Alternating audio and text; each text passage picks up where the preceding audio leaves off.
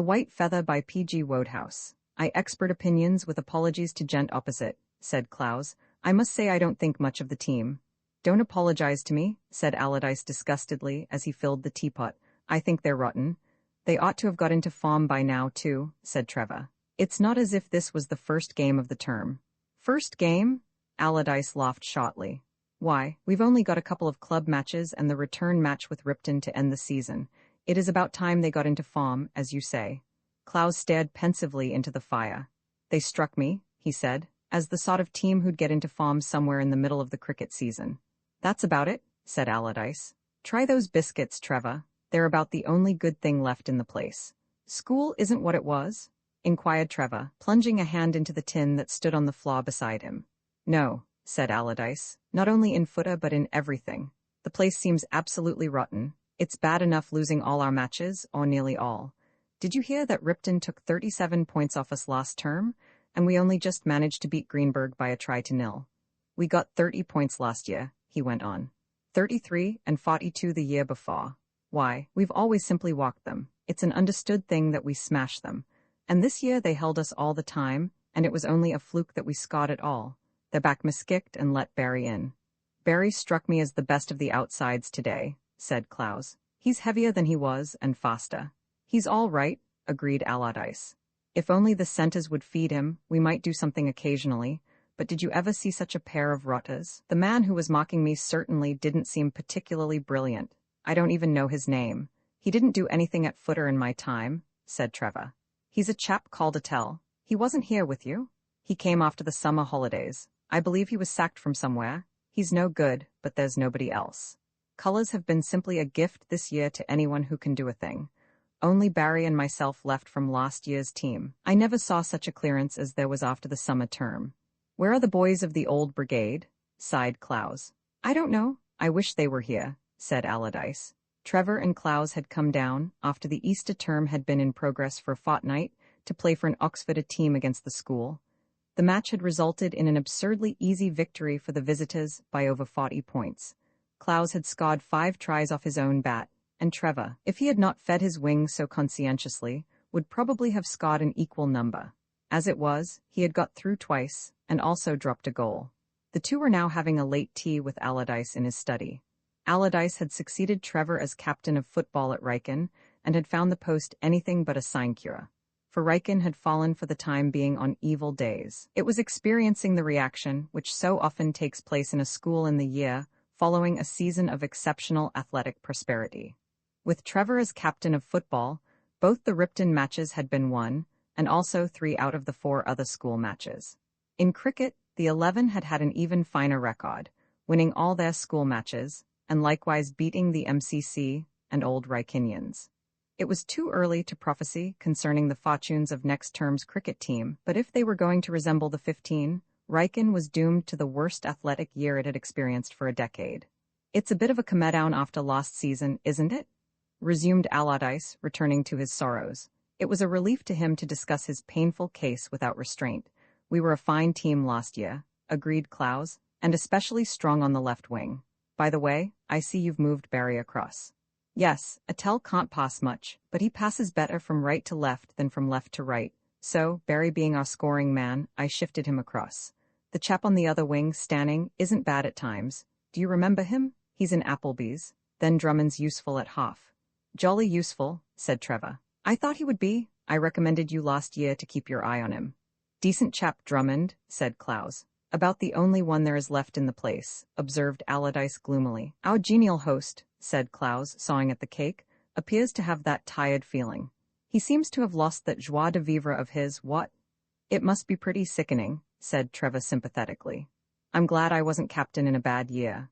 The rummy thing is that the worse they are, the more side they stick on. You see chaps who wouldn't have been in the third in a good year walking about in first 15 blazers, and first 15 scarves, and first 15 stockings, and sweaters with first 15 colors round the edges. I wonder they don't tattoo their faces with first 15 colors.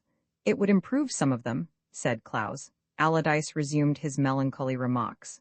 But as I was saying, it's not only that the foot is rotten, that you can't help, I suppose. It's the general beastliness of things that I bar. Rows with the town, for instance. We've been having them on and off ever since you left. And it'll be worse now, because there's an election coming off soon. Are you fellows stopping for the night in the town? If so, I should advise you to look out for yourselves. Thanks, said Klaus. I shouldn't like to see Trevor sandbagged, nor indeed should I, for choice, care to be sandbagged myself, but as it happens, the good Donaldson is putting us up so we escape the perils of the town. Everybody seems so beastly slack now, continued Allardyce. It's considered the thing. You're looked on as an awful blood if you say you haven't done a stroke of work for a week. I shouldn't mind that so much if they were some good at anything. But they can't do a thing. The footer's rotten, the gymnasium 6 is made up of kids an inch high. We shall probably be about 90th at the public schools competition, and there isn't anyone who can play rackets for nuts. The only thing that Riken'll do this year is to get the lightweights at Aldershot. Drummond ought to manage that. He won the feathers last time. He's nearly a stone heavier now, and awfully good. But he's the only man we shall send up, I expect. Now that O'Hara and Moriarty are both gone, he's the only chap we have who's up to Aldershot Farm. And nobody else'll take the trouble to practice. They're all too slack. In fact, said Klaus, getting up, as was only to be expected, the school started going to the dogs directly I left. We shall have to be pushing on now, Allardyce. We promised to look in on Seymour before we went to bed. Friend led us away. Good night, said Allardyce. What you want, said Klaus solemnly, is a liver pill. You are looking on life too gloomily. Take a pill. Let there be no stint. Take two, then we shall hear your merry laugh ringing through the old cloisters once more. Buck up and be a bright and happy lad, Allardyce. Take more than a pill to make me that, growled that soured footballer. Mr. Seymour's views on the school resembled those of Allardyce. Riken, in his opinion, was suffering from a reaction. It's always the same, he said, after a very good year. Boys leave, and it's hard to fill their places. I must say I did not expect quite such a clearing out after the summer. We have had bad luck in that way. Morris, for instance, and Robinson both ought to have had another year at school. It was quite unexpected their leaving. They would have made all the difference to the forwards. You must have somebody to lead the pack who has had a little experience of first 15 matches. But even then, said Klaus, they oughtn't to be so rank as they were this afternoon. They seemed such slackers. I'm afraid that's the failing of the school just now, agreed Mr. Seymour. They don't play themselves out. They don't put just that last ounce into their work which makes all the difference.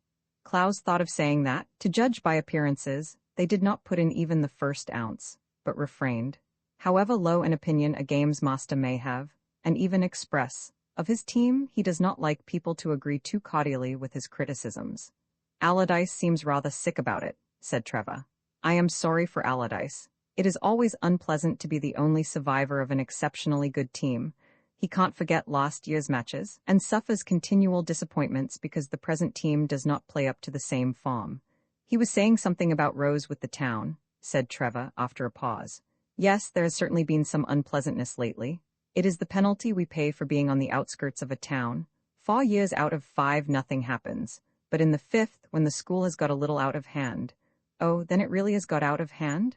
Asked Klaus. Between ourselves, yes, admitted Mr. Seymour. What sort of Rose? Asked Trevor. Mr. Seymour couldn't explain exactly. Nothing, as it were, definite as yet, no actual complaints so far, but still, well, trouble, yes, trouble. For instance, he said, a boy in my house, Linton, you remember him, is moving in society at this moment with a swollen lip and minus a front tooth. Of course, I know nothing about it, but I fancy he got into trouble in the town. That is merely a straw which shows how the wind is blowing, but if you lived on the spot, you would see more what I mean.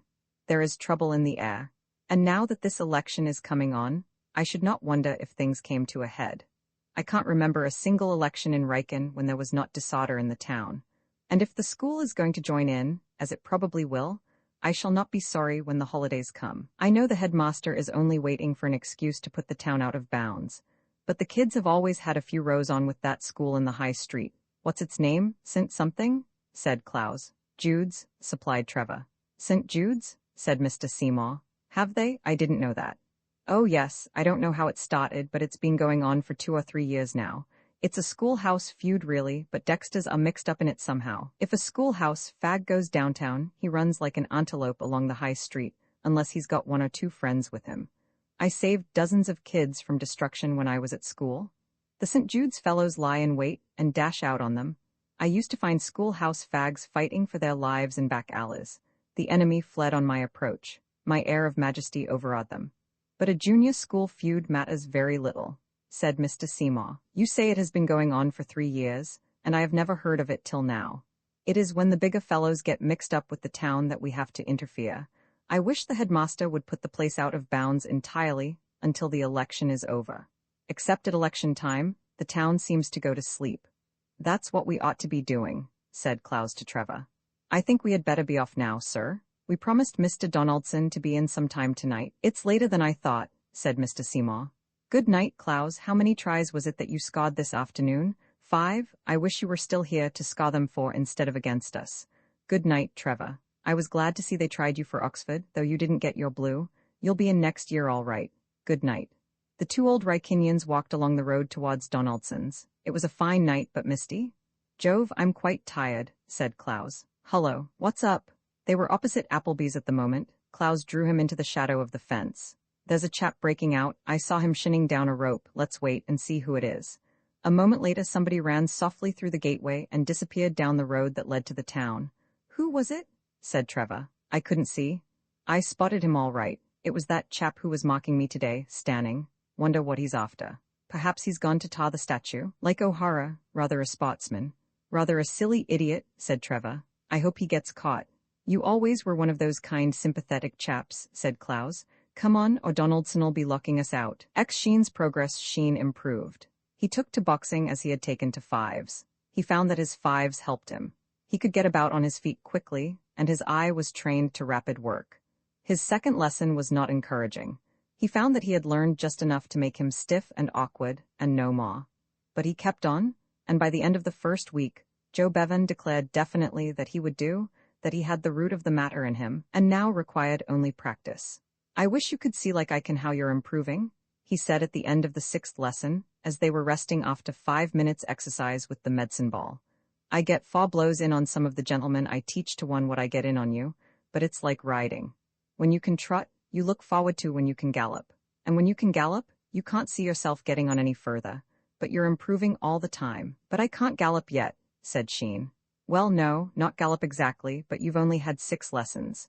Why, in another 6 weeks, if you come regular, you won't know yourself. You'll be making some of the young gentlemen at the college wish they had never been born. You'll make babies of them, that's what you'll do. I'll bet I couldn't if I'd learnt with someone else, said Sheen, sincerely. I don't believe I should have learnt a thing if I'd gone to the school instructor. Who is your school instructor, sir? A man named Jenkins. He used to be in the army. Well, there, you see, that's what it is. I know old George Jenkins. He used to be a pretty good boxer in his time, but there, boxing's a thing like everything else that moves with the times. We used to go about in iron trucks. Now we go in motor cars. Just the same with boxing. What you're learning now is the sort of boxing that wins championship fights nowadays. Old George, well, he teaches you how to put your left out, but my golly, he doesn't know any tricks. He hasn't studied it same as I have. It's the ringcraft that wins battles. Now, sir, if you're ready. They put on the gloves again. When the round was over, Mr. Bevan had further comments to make. You don't hit hot enough, sir, he said. Don't flap. Let it come straight out with some weight behind it. You want to be earnest in the ring. The other man's going to do his best to hurt you, and you've got to stop him. 1 good punch is worth 20 taps. You hit him. And when you've hit him, don't you go back. You hit him again. They'll only give you 3 rounds in any competition you go in for, so you want to do the work you can while you're at it. As the days went by, Sheen began to imbibe some of Joe Bevan's rugged philosophy of life. He began to understand that the world is a place where every man has to look after himself, and that it is the stronger hand that wins. That sentence from Hamlet, which Joe Bevan was so fond of quoting, practically summed up the whole duty of man. And boy, too. One should not seek quarrels, but, being in, one should do one's best to ensure that one's opponent thought twice in future before seeking them. These afternoons at the Blue Bar were gradually giving Sheen what he had never before possessed: self-confidence. He was beginning to find that he was capable of something after all, that in an emergency, he would be able to keep his end up. The feeling added a zest to all that he did. His work in school improved. He looked at the Gotford no longer as a prize which he would have to struggle to win. He felt that his rivals would have to struggle to win it from him. After his 12th lesson, when he had learned the groundwork of the art, and had begun to develop a style of his own, like some nervous batsman at cricket who does not show his true form till he has been at the wickets for several overs, the dog-loving Francis gave him a trial. This was a very different affair from his spars with Joe Bevan. Frank Hunt was one of the cleverest boxers at his weight in England, but he had not Joe Bevan's gift of hitting gently. He probably imagined that he was merely tapping, and certainly, his blows were not to be compared with those he delivered in the exercise of his professional duties. But nevertheless, Sheen had never felt anything so painful before, not even in his passage of arms with Albert. He came out of the encounter with a swollen lip and a feeling that one of his ribs was broken, and he had not had the pleasure of landing a single blow upon his slippery antagonist, who flowed about the room like quicksilver. But he had not flinched, and the statement of Francis, as they shook hands, that he had done very well, was as balm. Boxing is one of the few spots where the loser can feel the same thrill of triumph as the winner. There is no satisfaction equal to that which comes when one has forced oneself to go through an ordeal from which one would have liked to have escaped. "Capital, sir, capital," said Joe Bevan. "I wanted to see whether you would lay down or not when you began to get a few punches. You did capitally, Mr. Sheen." "I didn't hit him much," said Sheen with a laugh.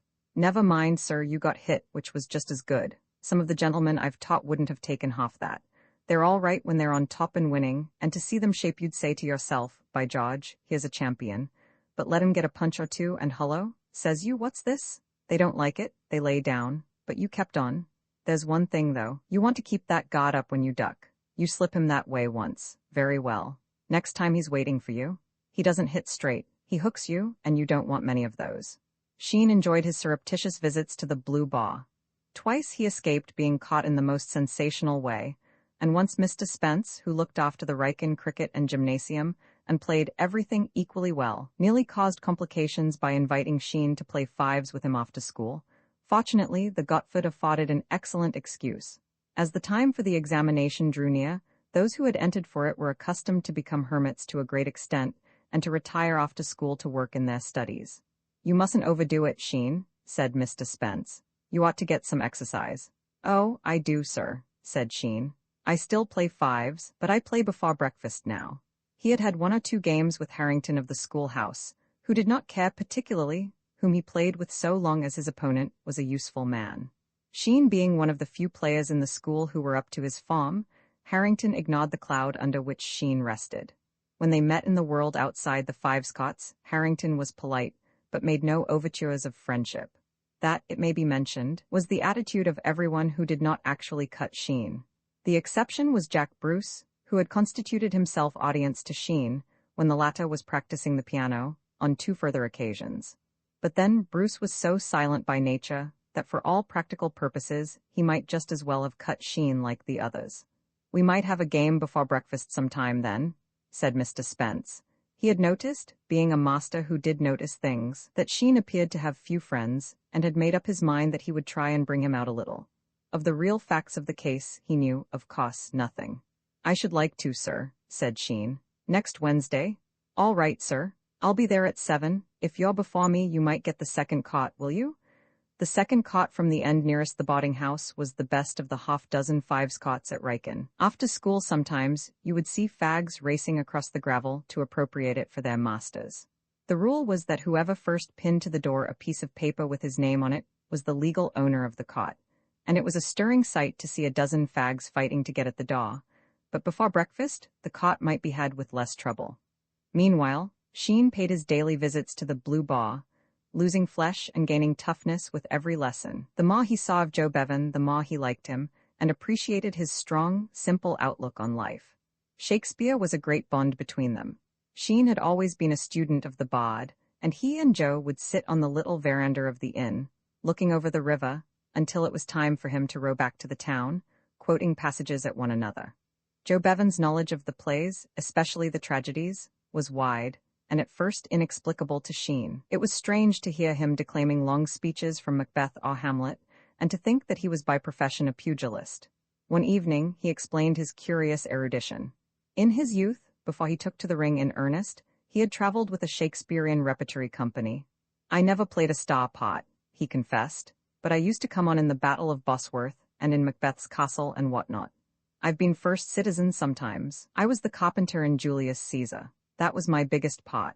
Truly, sir, in respect of a fine workman, I am but, as you would say, a cobbler. But somehow the stage, well, you know what it is, sir. Leeds one week, Manchester the next, Brighton the week after, and traveling all Sunday. It wasn't quiet enough for me. The idea of becoming a professional pugilist for the sake of peace and quiet tickled Sheen. But I've always read Shakespeare ever since then, continued Mr. Bevan, and I always shall read him. It was on the next day that Mr. Bevan made a suggestion which drew confidences from Sheen in his turn. "What you want now, sir," he said, "is to practice on someone of about your own form, as the saying is. Isn't there some gentleman friend of yours at the college who would come here with you?" They were sitting on the veranda when he asked this question. It was growing dusk, and the evening seemed to invite confidences. Sheen, looking out across the river and avoiding his friend's glance, explained just what it was that made it so difficult for him to produce a gentleman friend at that particular time.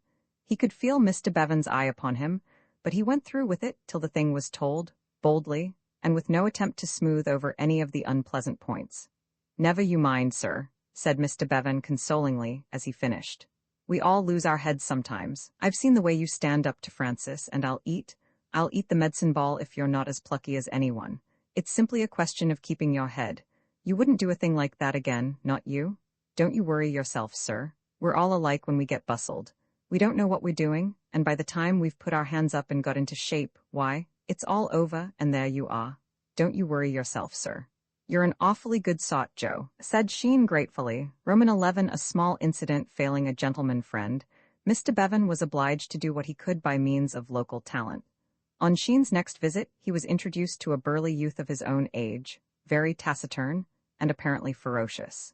He, it seemed, was the knife and boot boy at the Blue Bar, did a bit with the gloves, and was willing to spar with Sheen provided Mr. Bevan made it all right with the governor. Saw, that is so say, that he did not get into trouble for passing in unprofessional frivolity moments, which should have been sacred to knives and boots. These terms having been agreed to, he put on the gloves. For the first time since he had begun his lessons, Sheen experienced an attack of his old shyness and dislike of hurting other people's feelings. He could not resist the thought that he had no grudge against the warden of the knives and boots. He hotly liked to hit him. The other, however, did not share this prejudice. He rushed at Sheen with such determination that almost the first warning the latter had that the contest had begun was the collision of the back of his head with the wall. Out in the middle of the room, he did better, and was beginning to hold his own, in spite of a rousing thump on his left eye, when Joe Bevan called time. A second round went off in much the same way. His guard was more often in the right place, and his leads less wild. At the conclusion of the round, pressure of business forced his opponent to depart, and Sheen wound up his lesson with a couple of minutes at the punching ball. On the whole, he was pleased with his first spar with someone who was really doing his best and trying to hurt him. With Joe Bevan and Francis, there was always the feeling that they were playing down to him. Joe Bevan's gentle taps, in particular, were a little humiliating, but with his late opponent all had been serious. It had been a real test, and he had come through it very fairly.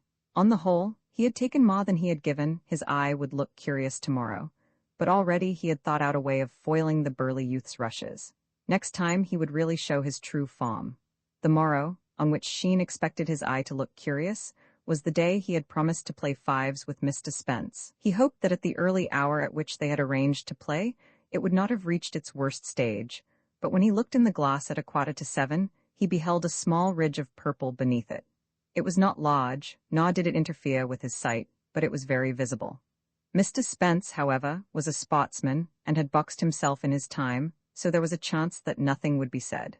It was a raw, drizzly morning. There would probably be few fives players before breakfast, and the capture of the second cot should be easy. So it turned out. Nobody was about when Sheen arrived. He pinned his slip of paper to the door, and after waiting for a short while for Mr. Spence and finding the process chilly, went for a trot round the gymnasium to pass the time. Mr. Spence had not arrived during his absence, but somebody else had. At the door of the second cot, gleaming in first 15 blazer, sweater, stockings and on a cap, stood Attell. Sheen looked at Attell, and Attell looked through Sheen. It was curious, thought Sheen, that Attell should be standing in the very doorway of cot 2. It seemed to suggest that he claimed some sort of ownership. On the other hand, there was Sheen's, paper on the. His eye happened to light on the cement flooring in front of the cot. There was a crumpled ball of paper there. When he had started for his run, there had been no such ball of paper. Sheen picked it up and straightened it out. On it was written, "Ah, D. Sheen." He looked up quickly. In addition to the faraway look, Attell's face now wore a faint smile, as if he had seen something rather funny on the horizon. But he spake no word. A curiously calm and contented feeling came upon Sheen. Here was something definite at last. He could do nothing, however much he might resent it, when fellows passed him by as if he did not exist. But when it came to removing his landmark, "Would you mind shifting a bit?" he said very politely. "I want to pin my paper on the door again, it seems to have fallen down." Attell's gaze shifted slowly from the horizon and gradually embraced Sheen. "I've got this caught," he said. "I think not," said Sheen silkily. "I was here at 10 to 7 and there was no paper on the door then, so I put mine up. If you move a little, I'll put it up again. Go and find another cot if you want to play," said Attell. "And if you've got anybody to play with," he added with a sneer, "this is mine." "I think not," said Sheen. Attell resumed his inspection of the horizon. "Attell," said Sheen. Attell did not answer. Sheen pushed him gently out of the way and tore down the paper from the door. Their eyes met. Attell, after a moment's pause, came forward, half menacing, half irresolute, and as he came Sheen hit him under the chin in the manner recommended by Mr. Bevan. "When you uppercut," Mr. Bevan was wont to say, "don't make it a swing, just a half-arm jolt's all you want." It was certainly all Attell wanted. He was more than surprised, he was petrified. The sudden shock of the blow, coming as it did from so unexpected a quarter, deprived him of speech, which was perhaps fortunate for him, for what he would have said would hardly have commended itself to Mr. Spence, who came up at this moment. "Well, Sheen," said Mr. Spence, "here you are. I hope I haven't kept you waiting. What a morning. You've got the cot, I hope?" "Yes, sir," said Sheen. He wondered if the master had seen the little episode which had taken place immediately before his arrival. Then he remembered that it had happened inside the cot. It must have been over by the time Mr. Spence had come upon the scene. "Are you waiting for somebody, Attell?" asked Mr. Spence. "Standing? He will be here directly. I passed him on the way." Attell left the cot and they began their game. "You've hurt your eye, Sheen," said Mr. Spence at the end of the first game. "How did that happen?" "Boxing, sir," said Sheen. "Oh," replied Mr. Spence, and to Sheen's relief he did not pursue his inquiries. Attell had wandered out across the gravel to meet Stanning. "Got that cot?" inquired Stanning. "No, you idiot, why on earth didn't you? It's the only cot worth playing in." "Who's got it?" "Sheen." "Sheen?" Stanning stopped dead. "Do you mean to say you let a fool like Sheen take it from you? Why didn't you turn him out?" "I couldn't," said Attell. "I was just going to when Spence came up. He's playing Sheen this morning. I couldn't very well bag the cot when a master wanted it." "I suppose not," said Stanning. "What did Sheen say when you told him you wanted the cot?" This was getting near a phase of the subject which Attell was not eager to discuss. "Oh, he didn't say much," he said. "Did you do anything?" persisted Stanning. Attell suddenly remembered having noticed that Sheen was wearing a black eye. This was obviously a thing to be turned to account. "I hit him in the eye," he said. "I'll bet it's colored by school time." And sure enough, when school tune arrived, there was Sheen with his face in the condition described, and Stanning hastened to spread abroad this sequel to the story of Sheen's failings in the town battle. By the end of preparation, it had got about the school that Sheen had cheeked Attell, that Attell had hit Sheen, and that Sheen had been afraid to hit him back. At the precise moment when Sheen was in the middle of a warm 2-minute round with Francis at the Blue Bar, an indignation meeting was being held in the senior day room at Seymour's to discuss this latest disgrace to the house. "This is getting a bit too thick," was the general opinion. Moreover, it was universally agreed that something ought to be done. The feeling in the house against Sheen had been stirred to a dangerous pitch by this last episode. Seymour's thought more of their reputation than any house in the school. For years past the house had led on the cricket and football field, and off it. Sometimes other houses would actually win one of the cups, but when this happened, Seymour's was always their most dangerous rival. Other houses had their ups and downs, were very good one year and very bad the next, but Seymour's had always managed to maintain a steady level of excellence. It always had a man or two in the school, 11 and 15, generally supplied one of the school rackets pair for Queen's Club in the Easter Vac, and when this did not happen always had one of two of the gym.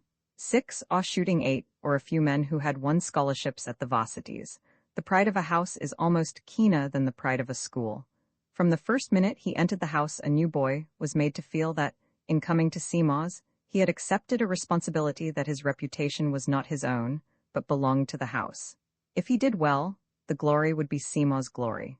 If he did badly, he would be sinning against the house. This second story about Sheen, therefore, stirred Seymour's to the extent of giving the house a resemblance to a hornet's nest into which a stone had been hurled. After school that day, the house literally hummed. The noise of the 2 day rooms talking it over could be heard in the road outside. The only bar that stood between the outraged Samarites and Sheen was Drummond. As had happened before, Drummond resolutely refused to allow anything in the shape of an active protest, and no argument would draw him from this unreasonable attitude, though why it was that he had taken it up he himself could not have said. Perhaps it was that rooted hatred a boxer instinctively acquires of anything in the shape of unfair play that influenced him. He revolted against the idea of a whole house banding together against one of its members. So even this fresh provocation did not result in any active interference with Sheen, but it was decided that he must be cut even more thoroughly than before. And about the time when this was resolved, Sheen was receiving the congratulations of Francis on having positively landed a blow upon him. It was an event which marked an epoch in his career. Roman 12 Dunstable and Linton go up the river. There are some proud, spirited natures which resent rules and laws on principle as attempts to interfere with the rights of the citizen. As the Duchess in the play said of her son, who had had unpleasantness with the authorities at Eton because they had been trying to teach him things, Silwood is a sweet boy, but he will not stand the bearing rein. Dunstable was also a sweet boy, but he, too, objected to the bearing rein, and Linton was a sweet boy, and he had similar prejudices. And this placing of the town out of bounds struck both of them simultaneously as a distinct attempt on the part of the headmaster to apply the bearing rein. "It's all very well to put it out of bounds for the kids," said Dunstable, firmly, "but when it comes to us, why, I never heard of such a thing." Linton gave it as his opinion that such conduct was quite in a class of its own as regarded cool cheek. "It fairly sneaks," said Linton with fast calm, "the Garibaldi." "Kids," proceeded Dunstable judicially, "are idiots and can't be expected to behave themselves downtown. Put the show out of bounds to them if you like." "But we," echoed Linton. "The fact is," said Dunstable, "it's a beastly nuisance, but we shall have to go downtown and up the river just to assert ourselves. We can't have the thin end of the wedge coming and spoiling our liberties. We may as well chuck life altogether if we aren't able to go to the town whenever we like. And Albert will be pining away," added Linton. "Hullo, young gentleman," said the town boatman when they presented themselves to him. "What can I do for you?" "I know it seems strange," said Dunstable, "but we want a boat. We are the downtrodden British Schoolboys' League for demanding liberty and seeing that we get it. Have you a boat?" The man said he believed he had a boat. In fact, now that he came to think of it, he rather fancied he had one or two. He proceeded to get one ready, and the 2 martyrs to the cause stepped in. Dunstable settled himself in the stern and collected the rudder lines. "Hullo," said Linton, "aren't you going to row?" "It may be only my foolish fancy," replied Dunstable, "but I rather think you're going to do that. I'll steer." "Beastly slacker," said Linton. "Anyhow, how far are we going? I'm not going to pull all night. If you row for about half an hour without exerting yourself, and I can trust you not to do that, and then look to your left, you'll see a certain hostelry, if it hasn't moved since I was last there. It's called the Blue Bar. We will have tea there, and then I'll pull gently back, and that will end the program. Except being caught in the town by half the masters," said Linton. "Still, I'm not grumbling. This had to be done. Ready?" "Not just yet," said Dunstable, looking past Linton and up the landing stage. "Wait just 1 second. Here are some friends of ours." Linton looked over his shoulder. "Albert?" he cried. "And the blighter and the bowler who struck me divers blows in sundry places. Ah, they've sighted us. What are you going to do? We can't have another scrap with them." "Far from it," said Dunstable gently. "Hullo, Albert and my friend in the moth-eaten bowler. This is well met." "You come out here," said Albert, pausing on the brink. "Why?" asked Dunstable. "You see what you'll get." "But we don't want to see what we'll get. You've got such a narrow mind, Albert. May I call you Bertie? You seem to think that nobody has any pleasures except vulgar brawls. We are going to row up river and think beautiful thoughts." Albert was measuring with his eye the distance between the boat and landing stage. It was not far, a sudden spring. "If you want to fight, go up to the school and ask for Mr. Drummond. He's the gentleman who sent you to hospital last time. Any time you're passing, I'm sure he'd—" Albert leaped. But Linton had had him under observation, and, as he sprung, pushed vigorously with his oar. The gap between boat and shaw widened in an instant, and Albert, failing to obtain a foothold on the boat, fell back, with a splash that sent a cascade over his friend and the boatman, into 3 feet of muddy water. By the time he had scrambled out, his enemies were moving pensively upstream. The boatman was annoyed. "Mackin' me wet and spoilin' my paint, what you mean by it?" "Me and my friend here we want a boat," said Albert, ignoring the main issue. Want a boat? Then you'll not get a boat. Spoil my cushions too, would you? What next, I wonder? You go to Smith and ask him for a boat. Perhaps he ain't so particular about having his cushions. All right, said Albert. All right. Mr. Smith proved more complacent, and a quarter of an hour after Dunstable and Linton had disappeared, Albert and his friend were on the water. Moist outside, Albert burned with a desire for revenge. He meant to follow his men till he found them. It almost seemed as if there would be a repetition of the naval battle which had caused the town to be put out of bounds. Albert was a quick-tempered youth, and he had swallowed fully a pint of 7 water. Dunstable and Linton sat for some time in the oak parlor of the Blue Bar. It was late when they went out. As they reached the water's edge, Linton uttered a cry of consternation. "What's up?" asked Dunstable. "I wish you wouldn't do that so suddenly. It gives me a start. Do you feel bad?" "Great Scott, it's gone. The pain?" "Our boat, I tied it up to this post." "You can't have done. What's that boat over there? That looks like ours." "No, it isn't. That was there when we came. I noticed it. I tied ours up here to this post." "This is a shade awkward," said Dunstable thoughtfully. "You must have tied it up jolly rottenly. It must have slipped away and gone downstream. This is where we find ourselves in the cot. Right among the ribstons, by Jove. I feel like that Frenchman in the story, who lost his glasses just as he got to the top of the mountain and missed the view. Altogether, I do not wish I had come. I'm certain I tied it up all right. And why? Look, here's the rope still on the pole, just as I left it." For the first time, Dunstable seemed interested. "This is getting mysterious. Did we hire a rowing boat or a submarine? There's something on the end of this rope. Give it a tug and see, there, didn't you feel it?" "I do believe," said Linton in an odd voice, "the thing's sunk." They pulled at the rope together. The waters heaved and broke, and up came the nose of the boat to sink back with a splash as they loosened their hold. "There are more things in heaven and earth," said Dunstable, wiping his hands. "If you ask me, I should say an enemy hath done this. A boat doesn't sink of its own accord." "Albert," said Linton, "the blackguard must have followed us up and done it while we were at tea." "That's about it," said Dunstable. "And now, how about getting home? I suppose we'd better walk. We shall be hours late for lock-up." "You," said Dunstable, "may walk if you are fond of exercise and aren't in a hurry. Personally, I'm going back by river." "But that looks a good enough boat over there. Anyhow, we must make it do. One mustn't be particular for once." "But it belongs. What will the other fellow do?" "I can't help his troubles," said Dunstable mildly, "having enough of my own. Coming?" It was about 10 minutes later that Sheen, approaching the waterside in quest of his boat, found no boat there. The time was 5:45, and lock-up was at 6:30. Roman 13 Deus ex machina. It did not occur to Sheen immediately that his boat had actually gone.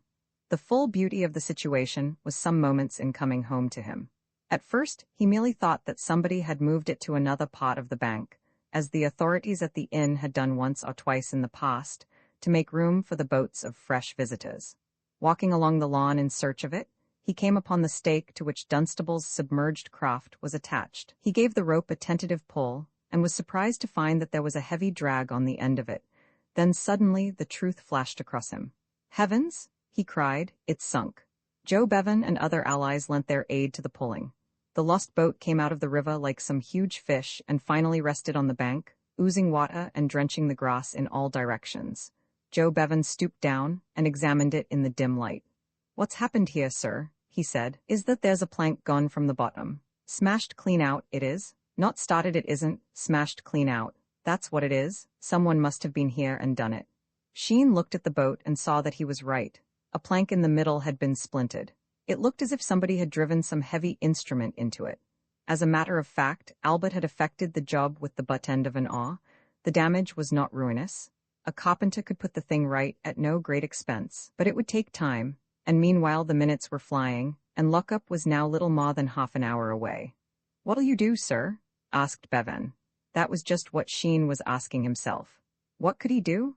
The road to the school twisted and turned to such an extent that, though the distance from the Blue Bar to Seymour's was only a couple of miles as the crow flies, he would have to cover double that distance unless he took a shortcut across the fields. And if he took a shortcut in the dock, he was certain to lose himself. It was a choice of evils. The Blue Bar possessed but one horse and trap, and he had seen that driven away to the station in charge of a fisherman's luggage half an hour before. "I shall have to walk," he said. "It's a long way. You'll be late, won't you?" said Mr. Bevan. "It can't be helped, I suppose I shall. I wonder who smashed that boat," he added after a pause.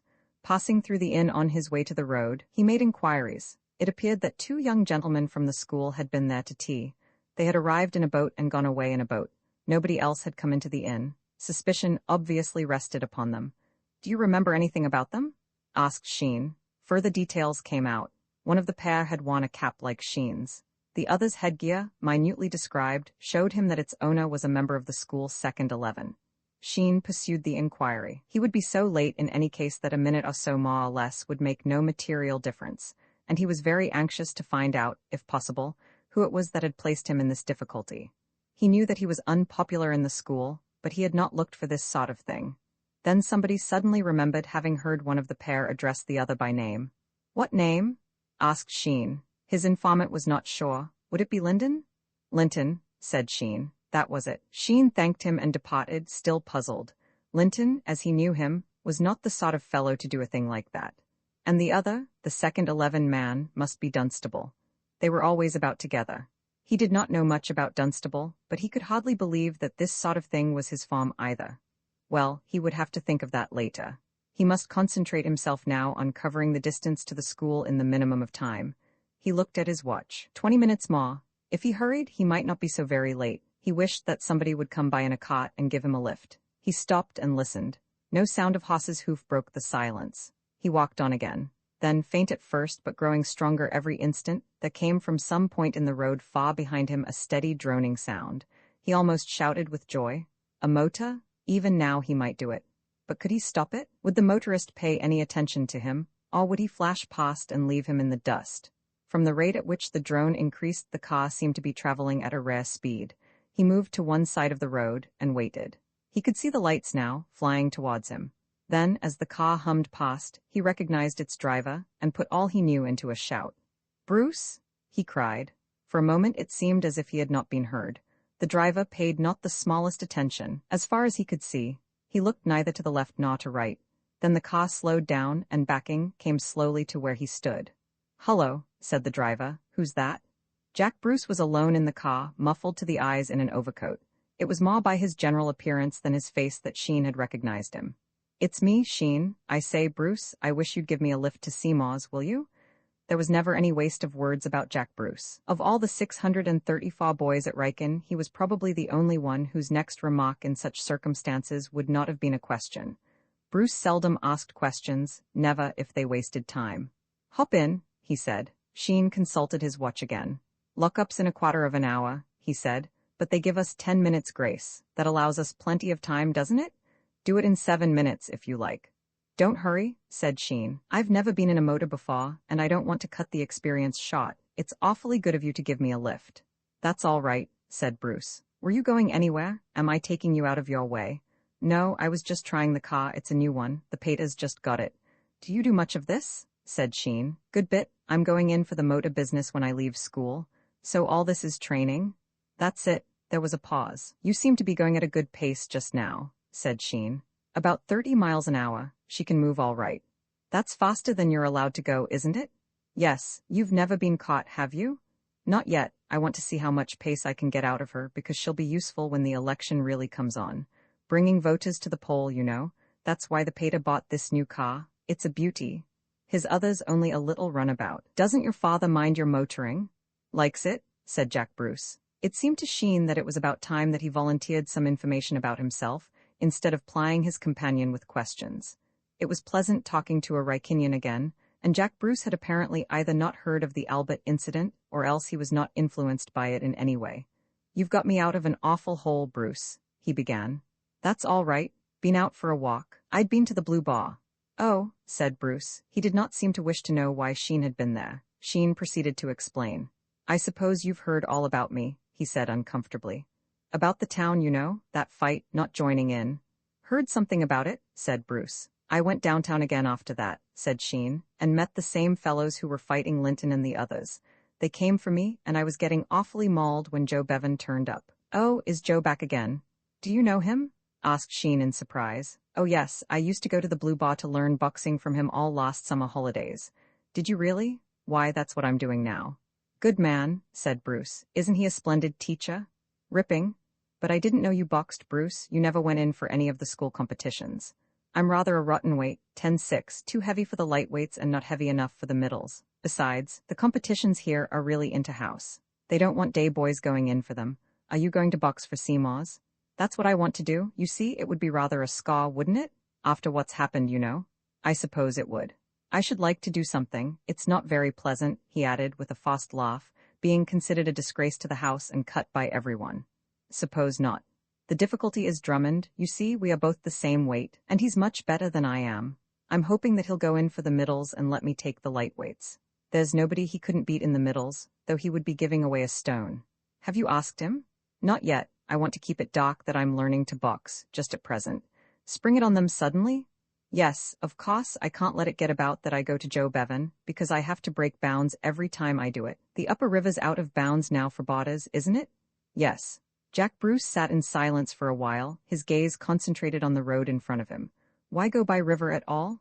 He said at last. If you like, I'll run you to the Blue Bar in the motor every day. Oh, I say, that's awfully decent of you, said Sheen. I should like to see old Joe again. I think I'll come and spa, too, if you're learning. What you want more than anything is somebody your own size to box with. That's just what Joe was saying. Will you really? I should be awfully glad if you would. Boxing with Joe is all right, but you feel all the time he's fooling with you. I should like to try how I got on with somebody else. You'd better meet me here then, as soon after school as you can. As he spoke, the car stopped. Where are we? Asked Sheen. Just at the corner of the road behind the houses. Oh, I know. Hullo, there goes the lock-up bell. I shall do it comfortably. He jumped down. I say, Bruce, he said, I really am most awfully obliged for the lift. Something went wrong with my boat and I couldn't get back in it. I should have been frightfully in the cot if you hadn't come by. That's all right, said Jack Bruce. I say, Sheen? Hullo? Are you going to practice in the music room after morning school tomorrow? Yes, why? I think I'll turn up. I wish you would. What's that thing that goes like this? I forget most of it. He whistled a few bars. That's a thing of Greg's, said Sheen. You might play it tomorrow, said Bruce. Rather, of course I will. Thanks, said Jack Bruce. Good night. He turned the car and vanished down the road. From the sound, Sheen judged that he was once more traveling at a higher rate of speed than the local police would have approved. Roman 14, a skirmish upon consideration, Sheen determined to see Linton about that small matter of the boat without delay. After prayers that night, he went to his study. Can I speak to you for a minute, Linton? He said. Linton was surprised. He disapproved of this intrusion. When a fellow is being cut by the house, he ought, by all the laws of school etiquette, to behave as such, and not speak till he is spoken to. What do you want? Asked Linton. I shan't keep you long. Do you think you could put away that book for a minute and listen? Linton hesitated, then shut the book. Hurry up then, he said. I was going to, said Sheen. I simply came in to tell you that I know perfectly well who sunk my boat this afternoon. He felt at once that he had now got Linton's undivided attention. Your boat? Said Linton. You don't mean to say that was yours. What on earth were you doing at the place? I don't think that's any business of yours, is it, Linton? How did you get back? I don't think that's any business of yours either. I dare say you're disappointed, but I did manage to get back, in time for lock-up too. But I don't understand. Do you mean to say that that was your boat we took? Sunk, corrected Sheen. Don't be a fool, Sheen. What the dickens should we want to sink your boat for? What happened was this. Albert, you remember Albert? Followed us up to the inn, and smashed our boat while we were having tea. When we got out and found it sunk, we bagged the only other one we could see. We hadn't a notion it was yours. We thought it belonged to some fisherman chap. Then you didn't sink my boat. Of course we didn't. What do you take us for? Sorry, said Sheen. I thought it was a queer thing for you to have done. I'm glad it wasn't you. Good night. But look here, said Linton. Don't go. It must have landed you in a frightful hole, didn't it? A little, but it doesn't matter. Good night. But half a second, Sheen had disappeared. Linton sat on till lights were turned off, ruminating.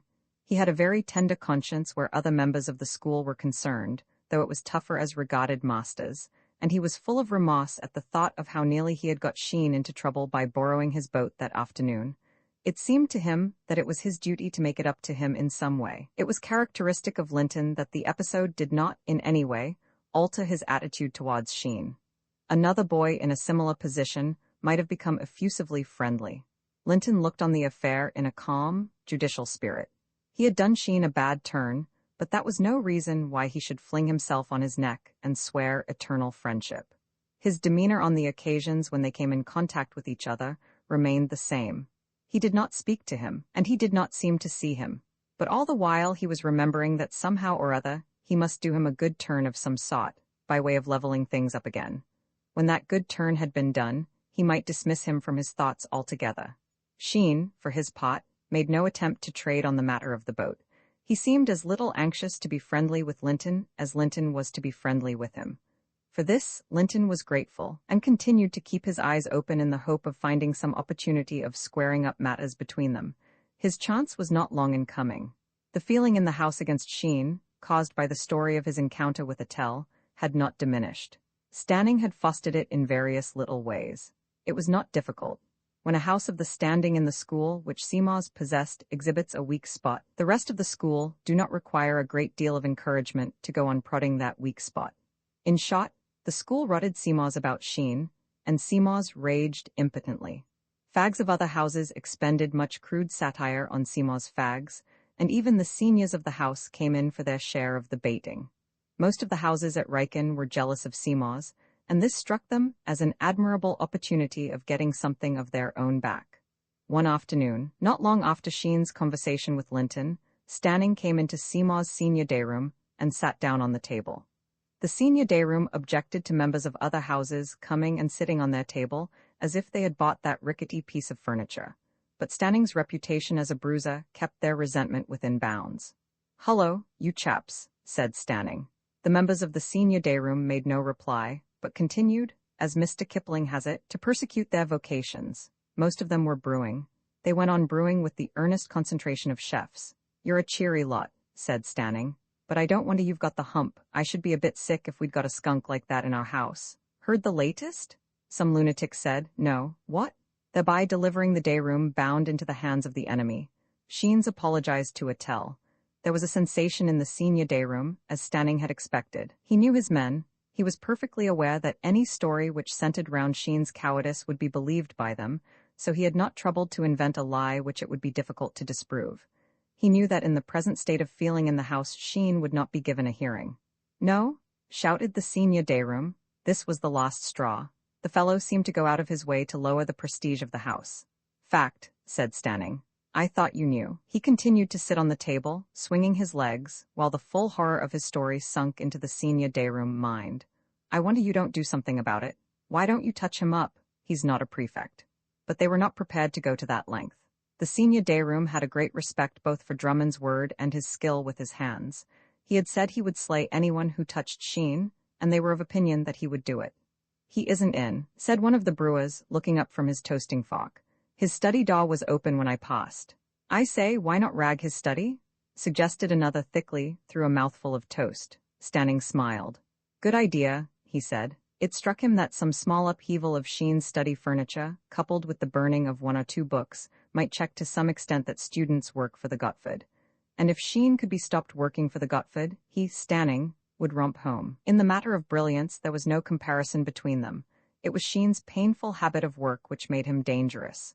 Linton had been listening to this conversation in silence. He had come to the senior day room to borrow a book. He now slipped out and made his way to Drummond's study. Drummond was in. Linton proceeded to business. "I say, Drummond? Hullo? That man Stanning has come in. He's getting the senior day room to rag Sheen's study." "What?" Linton repeated his statement. "Does the man think he owns the house?" said Drummond. "Where is he?" "Coming up now, I hear them." "What are you going to do? Stop them?" "What do you think? Of course I am. I'm not going to have any of Appleby's crew coming into Seymour's and ragging studies." "This ought to be worth seeing," said Linton. "Look on me as Charles, his friend. I'll help if you want me, but it's your scene." Drummond opened his door just as Stanning and his myrmidons were passing it. "Hullo, Stanning," he said. Stanning turned. The punitive expedition stopped. "Do you want anything?" inquired Drummond politely. The members of the senior day room who were with Stanning rallied round, silent and interested. This dramatic situation appealed to them. They had a passion for Rose, and this looked distinctly promising. There was a pause. Stanning looked carefully at Drummond. Drummond looked carefully at Stanning. "I was going to see Sheen," said Stanning at length. "He isn't in." "Oh," another pause. "Was it anything special?" inquired Drummond pleasantly. The expedition edged a little forward. "No, oh no, nothing special," said Stanning. The expedition looked disappointed. "Any message I can give him?" asked Drummond. "No, thanks," said Stanning. "Sure? Quite thanks. I don't think it's worthwhile your waiting. He may not be in for some time." "No, perhaps not," Thanks, so long. So long. Stanning turned on his heel and walked away down the passage. Drummond went back into his study and shut the door. The expedition, deprived of its commander-in-chief, paused irresolutely outside. Then it followed its leader's example. There was peace in the passage. Roman 15 The route at Ripton on the Saturday following this episode. The first 15 traveled to Ripton to play the return match with that school on its own ground. Of the two Ripton matches, the one played at Riken was always the big event of the football year. But the other came next in importance, and the telegram which was dispatched to the school shop at the close of the game was always awaited with anxiety. This year Riken looked forward to the return match with a certain amount of apathy, due partly to the fact that the school was in a slack, unpatriotic state, and partly to the hammering the team had received in the previous term, when the Ripton centre three-quarters had run through and scored with monotonous regularity. "We're bound to get sat on," was the general verdict of the school. Allardyce, while thoroughly agreeing with this opinion, did his best to conceal the fact from the rest of the team. He had certainly done his duty by them. Every day for the past fortnight, the forwards and outsides had turned out to run and pass, and on the Saturdays there had been matches with Coppice, Oxford, and the Cambridge Old Rykinians. In both games the school had been beaten. In fact, it seemed as if they could only perform really well when they had no opponents. To see the three-quarters racing down the field at practice, and scoring innumerable, imaginary, tries, one was apt to be misled into considering them a fine quartet. But when there was a match, all the beautiful dash and precision of the passing faded away, and the last thing they did was to run straight. Barry was the only one of the four who played the game properly. But, as regarded condition, there was nothing wrong with the team. Even Trevor could not have made them train harder, and Allardyce in his more sanguine moments had a shadowy hope that the Ripton scar might, with care, be kept in the teens. Barry had bought a sportsman at the station, and he unfolded it as the train began to move, searching the left-hand column of the middle page, as we all do when we buy the sportsman on Saturday, to see how our names look in print, and what sort of a team the enemy has got. He made a remarkable discovery. At the same moment, Drummond, on the other side of the carriage, did the same. "I say," he said, "they must have had a big clear-out at Ripton. Have you seen the team they've got out today?" "I was just looking at it," said Barry. "What's up with it?" inquired Allardyce. "Let's have a look. They've only got about half their proper team. They've got a different back. Gray isn't playing. Both their centres are, though," said Drummond. "More fun for us, Drum, old chap," said Attell. "I'm going home again. Stop the train." Drummond said nothing. He hated Attell most when he tried to be facetious. "Dunn isn't playing, nor is Waite," said Barry, "so they haven't got either of their proper halves. I say, we might have a chance of doing something today." "Of course we shall," said Allardyce. "You've only got to buck up and we've got them on toast." The atmosphere in the carriage became charged with optimism. It seemed a simple thing to defeat a side which was practically a Ripton A team. The centre three-quarters were there still, it was true, but Allardyce and Drummond ought to be able to prevent the halves ever getting the ball out to them. The team looked on those two unknown halves as timid novices who would lose their heads at the kickoff. As a matter of fact, the system of football teaching at Ripton was so perfect, and the keenness so great, that the second 15 was nearly as good as the first every year. But the Riken team did not know this, with the exception of Allardyce, who kept his knowledge to himself, and they arrived at Ripton jaunty and confident. Keith, the Ripton captain, who was one of the centre three-quarters who had made so many holes in the Riken defence in the previous term, met the team at the station and walked up to the school with them, carrying Allardyce's bag. "You seem to have lost a good many men at Christmas," said Allardyce. "We were reading the Spotsman in the train. Apparently, you've only got 10 of your last term's lot. Have they all left?" The Ripton captain grinned ruefully. "Not much," he replied. "They're all here, all except Dunn. You remember Dunn? Little thick-set chap who played half. He always had his hair quite tidy and parted exactly in the middle all through the game." "Oh yes, I remember Dunn. What's he doing now?" "Gone to Cooper's Hill." "Rot, his not going to the varsity. He'd have walked into his blue." Allardyce agreed. He had mocked Dunn in the match of the previous term, and that immaculate sportsman had made things not a little warm for him. "Where are all the others, then?" he asked. "Where's that other half of yours and the rest of the forwards?" "Mumps," said Keith. "What? It's a fact, Rot, isn't it? We've had a regular bout of it. 20 fellows got it all together. Naturally, 4 of those were in the team. That's the way things happen. I only wonder the whole scrum didn't have it." "What beastly luck," said Allardyce. "We had measles like that a couple of years ago in the summer term, and had to play the Incogs and Zingari with a sort of second 11. We got mopped. That's what we shall get this afternoon, I'm afraid, said Keith. Oh no, said Allardyce. Of course you won't. And as events turned out, that was one of the truest remarks he had ever made in his life. One of the drawbacks to playing Ripton on its own ground was the crowd. Another was the fact that one generally got beaten, but your sportsman can put up with defeat. What he does not like is a crowd that regards him as a subtle blend of incompetent idiot and malicious scoundrel, and says so very loud and clear. It was not, of course, the school that did this. They spent their time blushing for the shouters. It was the patriotic inhabitants of Ripton Town who made the school wish that they could be saved from their friends. The football ground at Ripton was at the edge of the school fields, separated from the road by narrow iron railings, and along these railings the choicest spirits of the town would line up and smoke and yell, and spit and yell again. As Wordsworth wrote, there are two voices. They were on something like the following lines, inside the railings. Shoo-woo-woo-woo-el, buck up shoo-woo-woo-woo-el, get it out, skoo-woo-woo-woo-el. Outside the railings. Gow it, Ripton, that's the way, Ripton. Twist his good old English adjectived neck, Ripton. Sit on his forcibly described head, Ripton. Gow it, Ripton. Ha ha ha, they ain't no use, Ripton. Kick him in the eye, Ripton. Ha ha ha. The bursts of merriment signalized the violent downfall of some dangerous opponent. The school loathed these humble supporters, and occasionally fastidious juniors would go the length of throwing chunks of mud at them through the railings. But nothing discouraged them or abated their fervid desire to see the school win. Every year they seemed to increase in zeal, and they were always in great form at the Wrykyn match. It would be charitable to ascribe to this reason the gruesome happenings of that afternoon. They needed some explaining away. Allardyce won the toss and chose to start downhill, with the wind in his favor.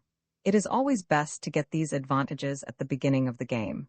If one starts against the wind, it usually changes ends at halftime. Amidst a roar from both touchlines and a volley of howls from the road, a Ripton forward kicked off. The ball flew in the direction of Stanning, on the right wing.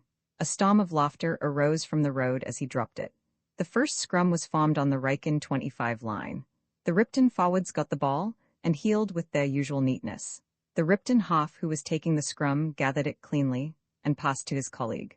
He was a sturdy youth with a dark, rather forbidding face, in which the acute observer might have read signs of the savage. He was of the breed which is vaguely described at public schools as nigger, a term covering every variety of shade from ebony to light lemon. As a matter of fact, he was a half-caste, sent home to England to be educated. Drummond recognized him as he dived forward to tackle him. The last place where they had met had been the roped ring at Aldershot. It was his opponent in the final of the Feathers. He reached him as he swerved and they fell together. The ball bounded forward. "Hullo, Pitero," he said. "Thought you'd left." The other grinned recognition. "Hullo, Drummond. Going up to Aldershot this year?" "Yes, lightweight. So am I." The scrum had formed by now, and further conversation was impossible. Drummond looked a little thoughtful as he put the ball in. He had been told that Pitero was leaving Ripton at Christmas. It was a nuisance his being still at school. Drummond was not afraid of him. He would have fought a champion of the world if the school had expected him to. But he could not help remembering that it was only by the very narrowest margin, and after a terrific 3 rounds, that he had beaten him in the Feathers the year before. It would be too awful for words if the decision were to be reversed in the coming competition, but he was not allowed much leisure for pondering on the future. The present was too full of incident and excitement. The withdrawal of the 4 invalids and the departure of Dunn had not reduced the Ripton team to that wreck of its former self which the Wrykyn 15 had looked for. On the contrary, their play seemed, if anything, a shade better than it had been in the former match. There was all the old aggressiveness, and Pitero and his partner, so far from being timid novices and losing their heads, eclipsed the exhibition given at Wrykyn by Waite and Dunn. Play had only been in progress 6 minutes when Keith, taking a pass on the 25 line, slipped past Attell, ran round the back, and scored between the posts. 3 minutes later, the other Ripton centre scored. At the end of 20 minutes, the Wrykyn line had been crossed 5 times, and each of the tries had been converted. "Can't you fellows get that ball in the scrum?" demanded Allardyce plaintively, as the team began for the 5th time the old familiar walk to the halfway line. "Pack tight and get the first shove." The result of this address was to increase the Ripton lead by 4 points. In his anxiety to get the ball, one of the Wrykyn forwards started heeling before it was in, and the referee promptly gave a free kick to Ripton for foot up. As this event took place within easy reach of the Riken goal, and immediately in front of the same, Keith had no difficulty in bringing off the penalty. By halftime the crowd in the road, hoarse with laughter, had exhausted all their adjectives and were repeating themselves. The Ripton score was 6 goals, a penalty goal, and 2 tries to nil, and the Riken team was a demoralized rabble. The fact that the rate of scoring slackened somewhat after the interval may be attributed to the disinclination of the Riptonians to exert themselves unduly. They ceased playing in the stern and scientific spirit in which they had started, and, instead of adhering to an orthodox game, began to enjoy themselves. The forwards no longer heeled like a machine. They broke through ambitiously and tried to score on their own account. When the outsides got as far as the back, they did not pass. They tried to drop goals. In this way only 22 points were scored after halftime. Allardyce and Drummond battled on nobly, but with their pack hopelessly outclassed, it was impossible for them to do anything of material use. Barry, on the wing, tackled his man whenever the latter got the ball, but as a rule, the centres did not pass but attacked by themselves. At last, by way of a fitting conclusion to the rout, the Ripton back, catching a high punt, ran instead of kicking, and to the huge delight of the town contingent, scored. With this incident, the visiting team drained the last dregs of the bitter cup. Humiliation could go no further. Almost immediately afterwards, the referee blew his whistle for no side. 3 cheers for Riken, said Keith. To the 15 victims it sounded ironical. Roman 16 Drummond goes into retirement. The return journey of a school team after a crushing defeat in a foreign match is never a very exhilarating business. Those members of the side who have not yet received their colors are wondering which of them is to be sacrificed to popular indignation and chucked. The rest, who have managed to get their caps, are feeling that even now 2/3 of the school will be saying that they are not worth a place in the third 15. While the captain, brooding apart, is becoming soured at the thought that posterity will forget what little good he may have done, and remember only that it was in his year that the school got so many points taken off them by so-and-so. Conversation does not ripple and sparkle during these homecomings. The Riken team made the journey in almost unbroken silence. They were all stiff and sore, and their feelings were such as to unfit them for talking to people. The school took the thing very philosophically, a bad sign. When a school is in a healthy, normal condition, it should be stirred up by a bad defeat by another school, like a disturbed wasp's nest. Riken made 1 or 2 remarks about people who could not play footer for toffee, and then let the thing drop. Sheen was too busy with his work and his boxing to have much leisure for mourning over this latest example of the present inefficiency of the school. The examination for the Gotford was to come off in 2 days, and the inter-house boxing was fixed for the following Wednesday. In 5 days, therefore, he would get his chance of retrieving his lost place in the school. He was certain that he could, at any rate, make a very good show against anyone in the school, even Drummond. Joe Bevan was delighted with his progress, and quoted Shakespeare volubly in his admiration. Jack Bruce and Francis added their tribute, and the knife and boot boy paid him the neatest compliment of all by refusing point-blank to have any more dealings with him whatsoever. His professional duties, explained the knife and boot boy, did not include being punched in the hay by blokes, and he did not intend to be put upon. "You'll do all right," said Jack Bruce as they were motoring home, "if they'll let you go in for it all. But how do you know they will? Have they chosen the men yet?" "Not yet. They don't do it till the day before. But there won't be any difficulty about that. Drummond will let me have a shot if he thinks I'm good enough." "Oh, you're good enough," said Bruce. And when, on Monday evening, Francis, on receipt of no fewer than 4 blows in a single round, a record, shook him by the hand and said that if ever he happened to want a little dog that was a perfect bag of tricks and had got a pedigree, mind you, he, Francis, would be proud to supply that animal. Sheen felt that the moment had come to approach Drummond on the subject of the house boxing. It would be a little awkward at first, and conversation would probably run somewhat stiffly, but all would be well once he had explained himself. But things had been happening in his absence which complicated the situation. Allardyce was having tea with Drummond, who had been stopping in with a sore throat. He had come principally to make arrangements for the match between his house and Seymour's in the semi-final round of the competition. "You're looking bad," he said, taking a seat. "I'm feeling bad," said Drummond. For the past few days he had been very much out of sorts. He put it down to a chill caught after the Ripton match. He had never mustered up sufficient courage to sponge himself with cold water after soaking in a hot bath, and he occasionally suffered for it. "What's up?" inquired Allardyce. "Oh, I don't know, sort of beastly feeling, sore throat, nothing much, only it makes you feel rather rotten." Allardyce looked interested. "I say," he said, "it looks as if, I wonder, I hope you haven't—" "What?" "Mumps, it sounds jolly like it." "Mumps, of course I've not, why should I?" Allardyce produced a letter from his pocket. "I got this from Keith, the Ripton captain, this morning. You know they've had a lot of the thing there." "Oh, didn't you? That was why they had such a bad team out." "Bad team?" murmured Drummond. "Well, I mean not their best team. They had 4 of their men down with mumps. Here's what Keith says. Listen. Bit about hoping we got back all right and so on first. Then he says, here it is, another of our fellows has got the mumps. One of the forwards, rather a long man who was good out of touch. He developed it a couple of days after the match. It's lucky that all our card games are over. We beat John's, Oxford, last Wednesday, and that finished the card. But it'll rather rot up the house matches. We should have walked the cup, but there's no knowing what will happen now. I hope none of your lot caught the mumps from Browning during the game. It's quite likely, of course. Browning ought not to have been playing, but I had no notion that there was anything wrong with him. He never said he felt bad. You've got it, Drummond. That's what's the matter with you." "Oh, rot," said Drummond. "It's only a chill."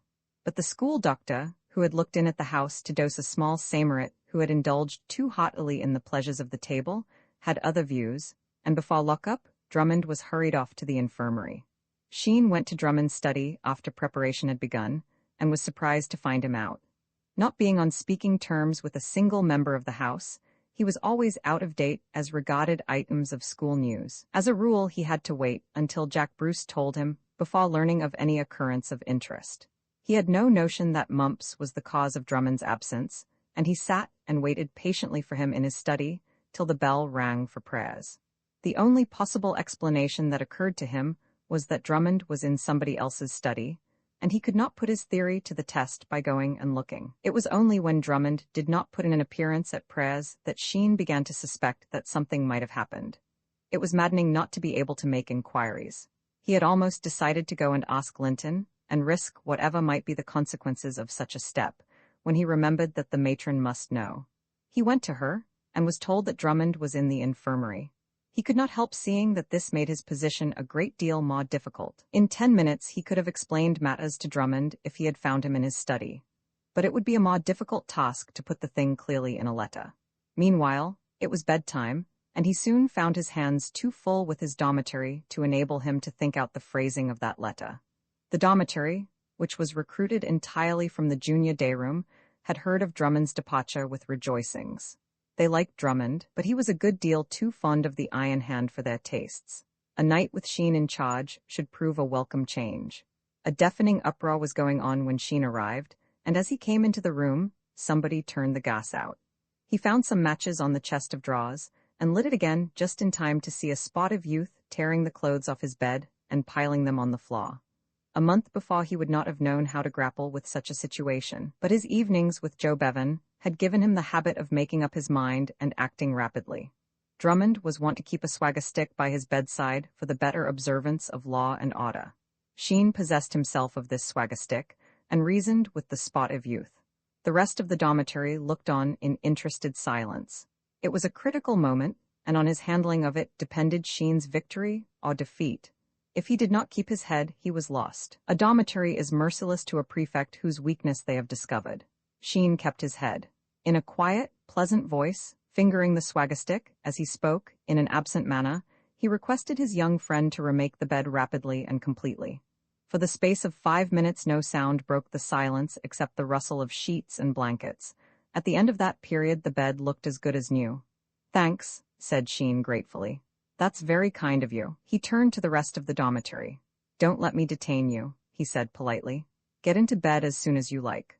The dormitory got into bed sooner than they liked. For some reason the colossal rag they had planned had fizzled out. They were thoughtful as they crept between the sheets. Could these things be? After much deliberation, Sheen sent his letter to Drummond on the following day.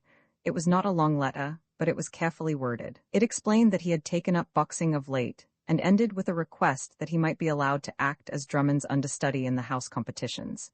It was late that evening when the infirmary attendant came over with the answer. Like the original letter, the answer was brief. "Dear Sheen," wrote Drummond, "thanks for the offer. I am afraid I can't accept it. We must have the best man. Linton is going to box for the house in the lightweights. Roman 17 Seamaw's one success. This polite epistle, it may be mentioned, was a revised version of the one which Drummond originally wrote in reply to Sheen's request.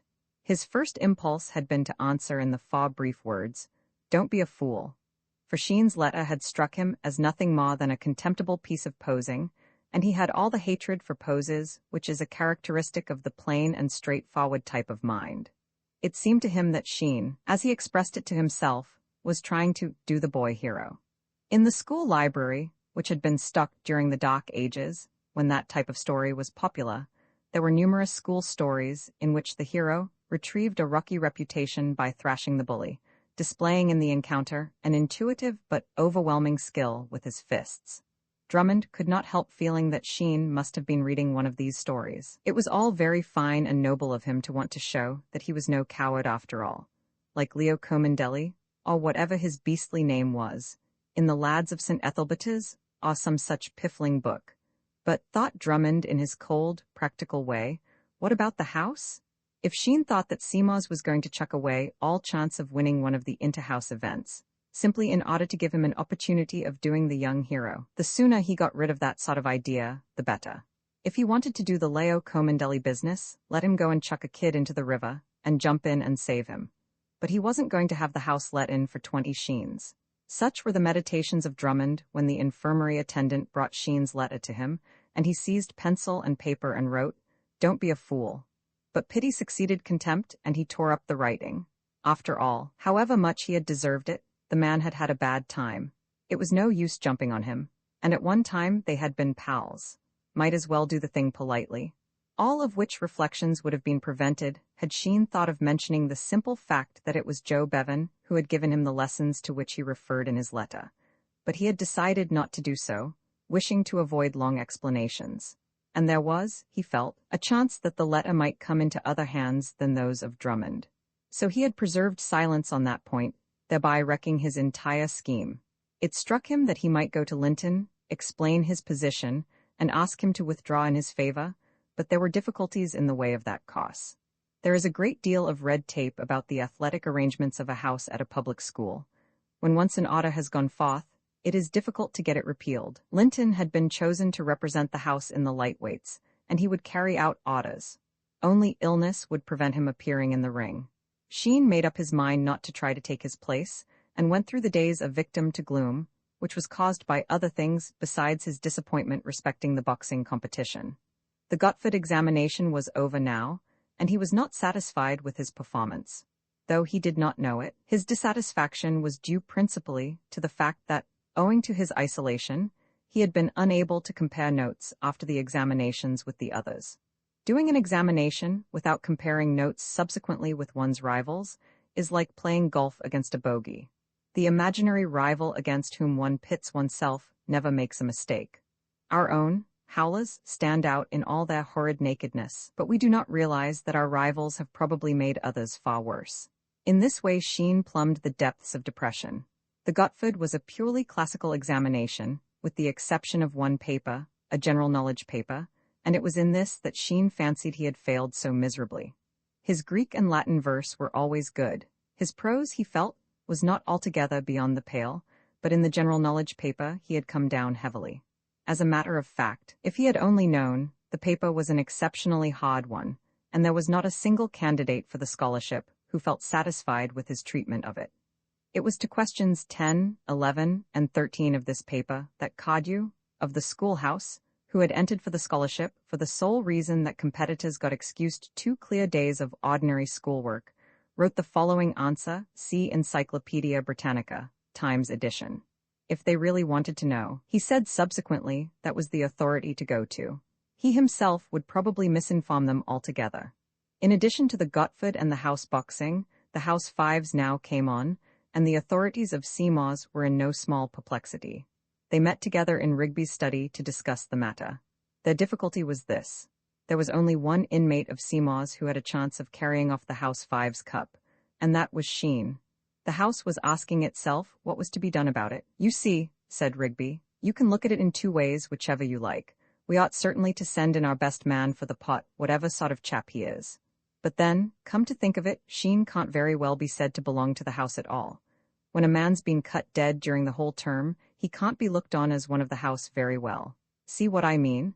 Of course he can't, said Mill, who was second in command at Seymour's. Mill's attitude towards his fellow men was one of incessant hostility. He seemed to bear a grudge against the entire race. Rigby resumed. He was a pacific person and hated anything resembling Rose in the house. He had been sorry for Sheen, and would have been glad to give him a chance of setting himself on his legs again. You see, he said, this is what I mean. We either recognize Sheen's existence or we don't. Follow? We can't get him to win this cup for us and then, when he has done it, go on cutting him and treating him as if he didn't belong to the house at all. I know he let the house down awfully badly in that business, but still, if he lifts the Fives Cup, that'll square the thing. If he does anything to give the house a leg up, he must be treated as if he'd never let it down at all. Of course, said Barry. I vote we send him in for the Fives. What rot? Said Mill. It isn't as if none of the rest of us played Fives. We aren't as good as Sheen, said Barry. I don't care. I call it rot letting a chap like him represent the house at anything. If he were the best Fives player in the world, I wouldn't let him play for the house. Rigby was impressed by his vehemence. He hesitated. After all, Barry, he said, I don't know. Perhaps it might. You see, he did. Well, I really think we'd better have somebody else. The house has got its knife into Sheen too much just at present to want him as a representative. There'd only be sickness, don't you think? Who else is there? So it came about that Menzies was chosen to uphold the house in the Fives cots. Sheen was not surprised, but it was not pleasant. He was certainly having bad luck in his attempts to do something for the house. Perhaps if he won the Gotford, they might show a little enthusiasm. The Gotford always caused a good deal of interest in the school. It was the best thing of its kind in existence at Wrykyn, and even the most abandoned loafers liked to feel that their house had won it. It was just possible, thought Sheen, that a brilliant win might change the feelings of Seymour's towards him. He did not care for the applause of the multitude more than a boy should, but he preferred it very decidedly to the cut direct. Things went badly for Seymour's. Never in the history of the house, or, at any rate, in the comparatively recent history of the house, had there been such a slump in athletic trophies. To begin with, they were soundly beaten in the semifinal for the House Football Cup by Allardyce's lot. With Drummond away, there was none to mock the captain of the school team at half, and Allardyce had raced through in a manner that must have compensated him to a certain extent for the poor time he had had in first 15 matches. The game had ended in a Seymour defeat by 19 points to 5, nor had the boxing left the house in a better position. Linton fought pluckily in the lightweights, but went down before Stanning, after beating a representative of Templars. Mill did not show up well in the heavyweights, and was defeated in his first bout. Seymour's were reduced to telling themselves how different it all would have been if Drummond had been there. Sheen watched the lightweight contests, and nearly danced with irritation. He felt that he could have eaten Stanning. The man was quick with his left, but he couldn't box. He hadn't a notion of sidestepping, and the uppercut appeared to be entirely outside his range. He would like to see him tackle Francis. Sheen thought bitterly of Drummond. Why on earth couldn't he have given him a chance? It was maddening. The Fives carried on the story. Menzies was swamped by a day's man. He might just as well have stayed away altogether. The star of Seymour's was very low on the horizon, and then the house scored its one success. The headmaster announced it in the hall after prayers in his dry, unemotional way. I have received the list of marks, he said, from the examiners for the Gotford Scholarship. He paused. Sheen felt a sudden calm triumph flood over him. Somehow, intuitively, he knew that he had won. He waited without excitement for the next words. Out of a possible 1,000 marks, Sheen, who wins the scholarship, obtained 701, standing 604, Wilson. Sheen walked out of the hall in the unique position of a Gotford winner with only one friend to congratulate him. Jack Bruce was the one. The other 633 members of the school made no demonstration. There was a pleasant custom at Seymour's of applauding at tea any Seymourite who had won distinction, and so shed a reflected glory on the house. The head of the house would observe, "Well played, so and so," and the rest of the house would express their emotion in the way that seemed best to them, to the subsequent exultation of the local crockery merchant, who had generally to supply at least a dozen fresh cups and plates to the house after one of these occasions. When it was for getting his first 11 or first 15 cap that the lucky man was being cheered, the total of breakages sometimes ran into the 20s. Rigby, good, easy man, was a little doubtful as to what course to pursue in the circumstances. Should he give the signal? After all, the fellow had won the Gotford. It was a scar for the house, and they wanted all the scars they could get in these lean years. Perhaps then he had better. Well played, Sheen, said he. There was a dead silence. A giggle from the fag's table showed that the comedy of the situation was not lost on the young mind. The head of the house looked troubled. This was awfully awkward. Well played, Sheen, he said again. Don't mention it, Rigby, said the winner of the Gotford politely, looking up from his plate. Roman 18, Mr. Bevan, makes a suggestion when one has been working hard with a single end in view. The arrival and departure of the supreme moment is apt to leave a feeling of emptiness, as if life had been drained of all its interest, and left nothing sufficiently exciting to make it worth doing. Horatius, as he followed his plough on a warm day over the corn land, which his gratified country bestowed on him for his masterly handling of the traffic on the bridge, must sometimes have felt it was a little tame. The feeling is far more acute when one has been unexpectedly balked in one's desire for action. Sheen, for the first few days after he received Drummond's brief note, felt that it was useless for him to try to do anything. The fates were against him. In stories, as Mr. Anstey has pointed out, the hero is never long without his chance of retrieving his reputation. A mad bull comes into the school grounds, and he alone, the hero, not the bull, is calm. Ah, there is a fire, and whose is that pale and gesticulating form at the upper window? The bully's, of course. And who is that climbing nimbly up the Virginia creeper? Why, the hero. Who else? 3 hearty cheers for the plucky hero. But in real-life opportunities of distinguishing oneself are less frequent.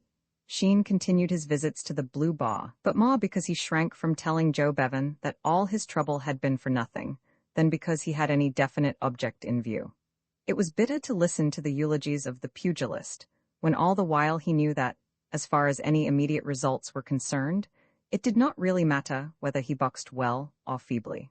Some day, perhaps, as Mr. Bevan was fond of pointing out, when he approached the subject of disadvantages of boxing, he might meet a hooligan when he was crossing a field with his sister, but he found that but small consolation. He was in the position of one who wants a small sum of ready money, and is told that, in a few years, he may come into a fortune. By the time he got a chance of proving himself a man with his hands, he would be an old Rykinian. He was leaving at the end of the summer term. Jack Bruce was sympathetic, and talked more freely than was his wont. I can't understand it, he said. Drummond always seemed a good sort. I should have thought he would have sent you in for the house like a shot. Are you sure you put it plainly in your letter? What did you say? Sheen repeated the main points of his letter. Did you tell him who had been teaching you? No, I just said I'd been boxing lately. Pity, said Jack Bruce. If you'd mentioned that it was Joe who'd been training you, he would probably have been much more for it. You see, he couldn't know whether you were any good or not from your letter. But if you'd told him that Joe Bevan and Hunt both thought you good, he'd have seen there was something in it. It never occurred to me. Like a fool, I was counting on the thing so much that it didn't strike me there would be any real difficulty in getting him to see my point, especially when he got mumps and couldn't go in himself. Well, it can't be helped now. And the conversation turned to the prospects of Jack Bruce's father in the forthcoming election, the polling for which had just begun. I'm busy now, said Bruce. I'm not sure that I shall be able to do much sparring with you for a bit. My dear chap, don't let me? Oh, it's all right, really. Taking you to the Blue Bar doesn't land me out of my way at all. Most of the work lies round in this direction. I call it cottages, and lug oldest inhabitants to the pole. It's rare spot. Does your pater know? Oh, yes, he rots me about it like anything, but, all the same, I believe he's really rather bucked because I've roped in quite a dozen voters who wouldn't have stirred a yard if I hadn't turned up. That's where we're scoring. Peta hasn't got a car yet, and these old rotters round here aren't going to move out of their chairs to go for a ride in an ordinary cart, but they chuck away their crutches and hop into a motor like 1 o'clock. It must be rather a rag, said Sheen. The car drew up at the door of the Blue Bar. Sheen got out and ran upstairs to the gymnasium.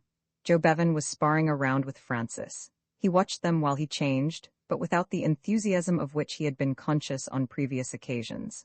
The solid cleverness of Joe Bevan and the quickness and cunning of the bantamweight were as much in evidence as before, but somehow the glamour and romance which had surrounded them were gone. He no longer watched eagerly to pick up the slightest hint from these experts. He felt no more interest than he would have felt in watching a game of lawn tennis. He had been keen. Since his disappointment with regard to the house boxing, he had become indifferent. Joe Bevan noticed this before he had been boxing with him a minute. "Hullo, sir," he said. "What's this? Tired today? Not feeling well? You aren't boxing like yourself, not at all you aren't. There's no weight behind him. You're tapping. What's the matter with your feet too? You aren't getting about as quickly as I should like to see. What have you been doing to yourself? Nothing that I know of, said Sheen. I'm sorry I'm so rotten, let's have another try. The second try proved as unsatisfactory as the first. He was listless, and his leads and counters lacked conviction. Joe Bevan, who identified himself with his pupils with that thoroughness, which is the hallmark of the first-class boxing instructor, looked so pained at his sudden loss of form that Sheen could not resist the temptation to confide in him. After all, he must tell him some time. The fact is, he said, as they sat on the balcony overlooking the river, waiting for Jack Bruce to return with his car, I've had a bit of a sickener. I thought you'd got sick of it, said Mr. Bevan. Well, have a bit of a rest. I don't mean that I'm tired of boxing, Sheen hastened to explain. After all the trouble you've taken with me, it would be a bit thick if I chucked it just as I was beginning to get on. It isn't that, but you know how keen I was on boxing for the house? Joe Bevan nodded. Did you get beat? They wouldn't let me go in, said Sheen, but bless me, you'd have made babies of them. What was the instructor doing? Couldn't he see that you were good? I didn't get a chance of showing what I could do. He explained the difficulties of the situation. Mr. Bevan nodded his head thoughtfully. So naturally, concluded Sheen, the thing has put me out a bit. It's beastly having nothing to work for. I'm at a loose end. Up till now, I've always had the thought of the house competition to keep me going. But now, well, you see how it is. It's like running to catch a train and then finding suddenly that you've got plenty of time. There doesn't seem any point in going on running. Why not Aldershot, sir? Said Mr. Bevan. What? Cried Sheen. The absolute novelty of the idea and the gorgeous possibilities of it made him tingle from head to foot. Aldershot? Why hadn't he thought of it before? The house competition suddenly lost its importance in his eyes. It was a trivial affair, after all, compared with Aldershot, that mecca of the public school boxer. Then the glow began to fade. Doubts crept in. He might have learned a good deal from Joe Bevan, but had he learned enough to be able to hold his own with the best boxers of all the public schools in the country? And if he had the skill to win, had he the heart? Joe Bevan had said that he would not disgrace himself again, and he felt that the chances were against his doing so, but there was the terrible possibility. He had stood up to Francis and the others, and he had taken their blows without flinching. But in these encounters, there was always at the back of his mind the comforting feeling that there was a limit to the amount of punishment he would receive. If Francis happened to drive him into a corner where he could neither attack nor defend himself against attack, he did not use his advantage to the full. He indicated rather than used it. A couple of blows, and he moved out into the open again. But in the public schools competition at Aldershot, there would be no quarter. There would be nothing but deadly earnest. If he allowed himself to be maneuvered into an awkward position, only his own skill, or the call of time, could extricate him from it. In a word, at the Blue Bar he sparred. At Aldershot he would have to fight. Was he capable of fighting? Then there was another difficulty. How was he to get himself appointed as the Riken lightweight representative? Now that Drummond was unable to box, Stanning would go down as the winner of the school competition. These things were worked by an automatic process. Sheen felt that he could beat Stanning, but he had no means of publishing this fact to the school. He could not challenge him to a trial of skill. That sort of thing was not done. He explained this to Joe Bevan. Well, it's a pity, said Joe regretfully. It's a pity. At this moment, Jack Bruce appeared. What's a pity, Joe? He asked. Joe wants me to go to Aldershot as a lightweight, explained Sheen, and I was just saying that I couldn't because of Stanning. What about Stanning? He won the school competition, you see, so they're bound to send him down. Half a minute, said Jack Bruce. I never thought of Aldershot for you before. It's a jolly good idea. I believe you'd have a chance, and it's all right about Stanning. He's not going down, haven't you heard? I don't hear anything. Why isn't he going down? He's knocked up one of his wrists, so he says. How do you mean, so he says? Asked Sheen. I believe he funks it. Why, what makes you think that? Oh, I don't know, it's only my opinion. Still, it's a little queer. Stanning says he cracked his left wrist in the final of the house competition. Well, what's wrong with that? Why shouldn't he have done so? Sheen objected strongly to Stanning, but he had the elements of justice in him, and he was not going to condemn him on insufficient evidence, particularly of a crime of which he himself had been guilty. Of course he may have done, said Bruce. But it's a bit fishy that he should have been playing fives all right 2 days running just after the competition. He might have crocked himself then. Then why didn't he say so? A question which Sheen found himself unable to answer. Then there's nothing to prevent you fighting, sir, said Joe Bevan, who had been listening attentively to the conversation. "Do you really think I've got a chance?" "I do, sir." "Of course you have," said Jack Bruce. "You're quite as good as Drummond was last time I saw him box." "Then I'll have a shot at it," said Sheen. "Good for you, sir," cried Joe Bevan. "Though it'll be a bit of a job getting leave," said Sheen. "How would you start about it, Bruce?" "You'd better ask Spence, he's the man to go to." "That's all right, I'm rather a pal of Spence's." "Ask him tonight after prep," suggested Bruce. "And then you can come here regular," said Joe Bevan, "and we'll train you till you're that fit you could eat bricks and you'll make babies of them up at Aldershot." Roman 19, paving the way. Bruce had been perfectly correct in his suspicions. Stanning's wrist was no more sprained than his ankle. The advisability of manufacturing an injury had come home to him very vividly on the Saturday morning following the Ripton match, when he had read the brief report of that painful episode in that week's number of the Field in the school library. In the list of the Ripton team appeared the name Pitero. He had heard a great deal about the dusky Riptonian when Drummond had beaten him in the featherweights the year before. Drummond had returned from Aldershot on that occasion cheerful, but in an extremely battered condition. His appearance as he limped about the field on Sports Day had been heroic, and in addition, a fine advertisement for the punishing powers of the Ripton champion. It is true that at least one of his injuries had been the work of Apollon, whom he had met in the opening bout, but the great majority were presents from Ripton, and Drummond had described the dusky one, in no uncertain terms, as a holy terror. These things had sunk into Stanning's mind. It had been generally understood at Riken that Pitero had left school at Christmas. When Stanning, through his study of the field, discovered that the redoubtable boxer had been one of the team against which he had played at Ripton, and realized that, owing to Drummond's illness, it would fall to him, if he won the house competition, to meet this man of wrath at Aldershot, he resolved on the instant that the most persuasive of wild horses should not draw him to that military center on the day of the public schools competition. The difficulty was that he particularly wished to win the House Cup. Then it occurred to him that he could combine the two things, win the competition and get injured while doing so. Accordingly, 2 days after the house boxing, he was observed to issue from Appleby's with his left arm slung in a first 15 scarf. He was too astute to injure his right wrist. What happens to one's left wrist at school is one's own private business. When one injures one's right arm, and so incapacitates oneself for farm work, the authorities begin to make awkward investigations. Mr. Spence, who looked after the school's efforts to win medals at Aldershot, was the most disappointed person in the place. He was an enthusiastic boxer. He had represented Cambridge in the middleweights in his day, and with no small trouble had succeeded in making boxing a going concern at Riken. Years of failure had ended, the Easter before, in a huge triumph, when O'Hara, of Dexter's and Drummond, had won silver medals, and Moriarty, of Dexter's, a bronze. If only somebody could win a medal this year, the tradition would be established and would not soon die out. Unfortunately, there was not a great deal of boxing talent in the school just now. The rule that the winner at his weight in the house competitions should represent the school at Aldershot only applied if the winner were fairly proficient. Mr. Spence exercised his discretion. It was no use sending down novices to be massacred. This year Drummond and Stanning were the only Rykinians up to Aldershot form. Drummond would have been almost a certainty for a silver medal, and Stanning would probably have been a runner-up. And here they were, both injured. Riken would not have a single representative at the Queen's Avenue Gymnasium. It would be a setback to the cult of boxing at the school. Mr. Spence was pondering over this unfortunate state of things when Sheen was shown in.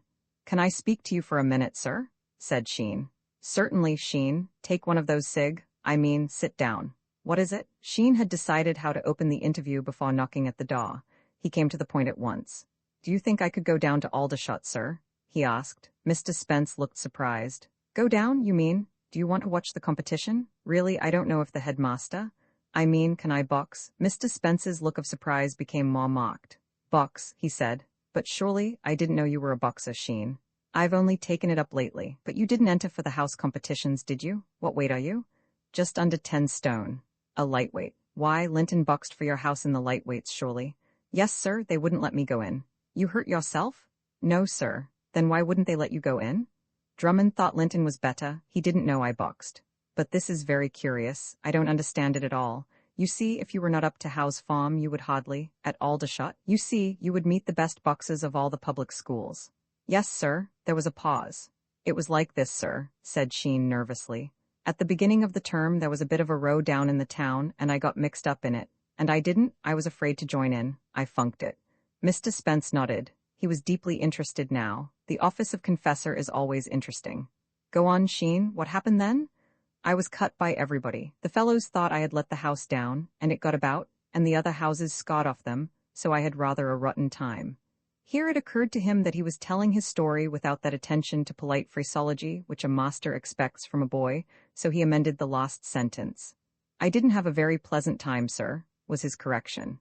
Well, said Mr. Spence. So I was a bit sick, continued Sheen, relapsing once more into the vernacular, and I wanted to do something to put things right again, and I took up boxing. I wanted to box for the house if I was good enough. I practiced every day and stuck to it, and after a bit I did become pretty good. Well, then Drummond got mumps and I wrote to him asking if I might represent the house instead of him, and I suppose he didn't believe I was any good. At any rate, he wouldn't let me go in. Then Joe, a man who knows something about boxing, suggested I should go down to Aldershot. Joe? Said Mr. Spence inquiringly. Sheen had let the name slip out unintentionally, but it was too late now to recall it. Joe Bevan, sir, he said. He used to be champion of England lightweight. Joe Bevan? Cried Mr. Spence. Really? Why, he trained me when I boxed for Cambridge. He's one of the best of fellows. I've never seen anyone who took such trouble with his man. I wish we could get him here. So it was Joe who suggested that you should go down to Aldershot? Well, he ought to know. Did he say you would have a good chance? Yes, sir. My position is this, you see, Sheen. There is nothing I should like more than to see the school represented at Aldershot, but I cannot let anyone go down, irrespective of his abilities.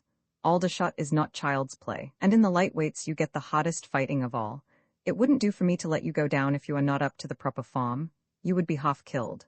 I should like to have a shot, sir, said Sheen. Then this year, as you probably know, Ripton are sending down Pitero for the lightweights. He was the fellow whom Drummond only just beat last year, and you saw the state in which Drummond came back. If Drummond could hardly hold him, what would you do? I believe I could beat Drummond, sir, said Sheen. Mr. Spence's eyes opened wider. Here were brave words. This youth evidently meant business. The thing puzzled him. On the one hand, Sheen had been cut by his house for cowardice. On the other, Joe Bevan, who of all men was best able to judge, had told him that he was good enough to box at Aldershot. Let me think it over, Sheen, he said. This is a matter which I cannot decide in a moment. I will tell you tomorrow what I think about it. I hope you will let me go down, sir, said Sheen. It's my one chance. Yes, I see that, said Mr. Spence, but all the same, well, I will think it over. All the rest of that evening he pondered over the matter, deeply perplexed. It would be nothing less than cruel to let Sheen enter the ring at Aldershot if he were incompetent. Boxing in the public school's boxing competition is not a pastime for the incompetent, but he wished very much that Riken should be represented, and also he sympathized with Sheen's eagerness to wipe out the stain on his honor and the honor of the house. But like Drummond, he could not help harboring a suspicion that this was a pose. He felt that Sheen was intoxicated by his imagination. Everyone likes to picture himself doing dashing things in the limelight, with an appreciative multitude to applaud. Would this mood stand the test of action? Against this, there was the evidence of Joe Bevan. Joe had said that Sheen was worthy to fight for his school, and Joe knew. Mr. Spence went to bed still in a state of doubt. Next morning, he hit upon a solution of the difficulty. Wandering in the grounds before school, he came upon O'Hara, who, as has been stated before, had won the lightweights at Aldershot in the previous year. He had come to Riken for the spots. Here was the man to help him. O'Hara should put on the gloves with Sheen and repot. I'm in rather a difficulty, O'Hara, he said, and you can help me. What's that? Inquired O'Hara. You know both our lightweights are on the sick list. I had just resigned myself to going down to Aldershot without anyone to box when a boy in Seymour's volunteered for the vacant place. I don't know if you knew him at school. Sheen, do you remember him? Sheen? Cried O'Hara in amazement. Not Sheen. His recollections of Sheen were not conducive to a picture of him as a public school boxer. Yes, I had never heard of him as a boxer. Still, he seems very anxious to go down, and he certainly has one remarkable testimonial, and as there's no one else. And what shall I do? Asked O'Hara. I want you, if you will, to give him a trial in the dinner hour. Just see if he's any good at all. If he isn't, of course, don't hit him about a great deal. But if he shows signs of being a useful man, extend him. See what he can do. Very well, sir, said O'Hara. And you might look in at my house at tea time if you have nothing better to do and tell me what you think of him.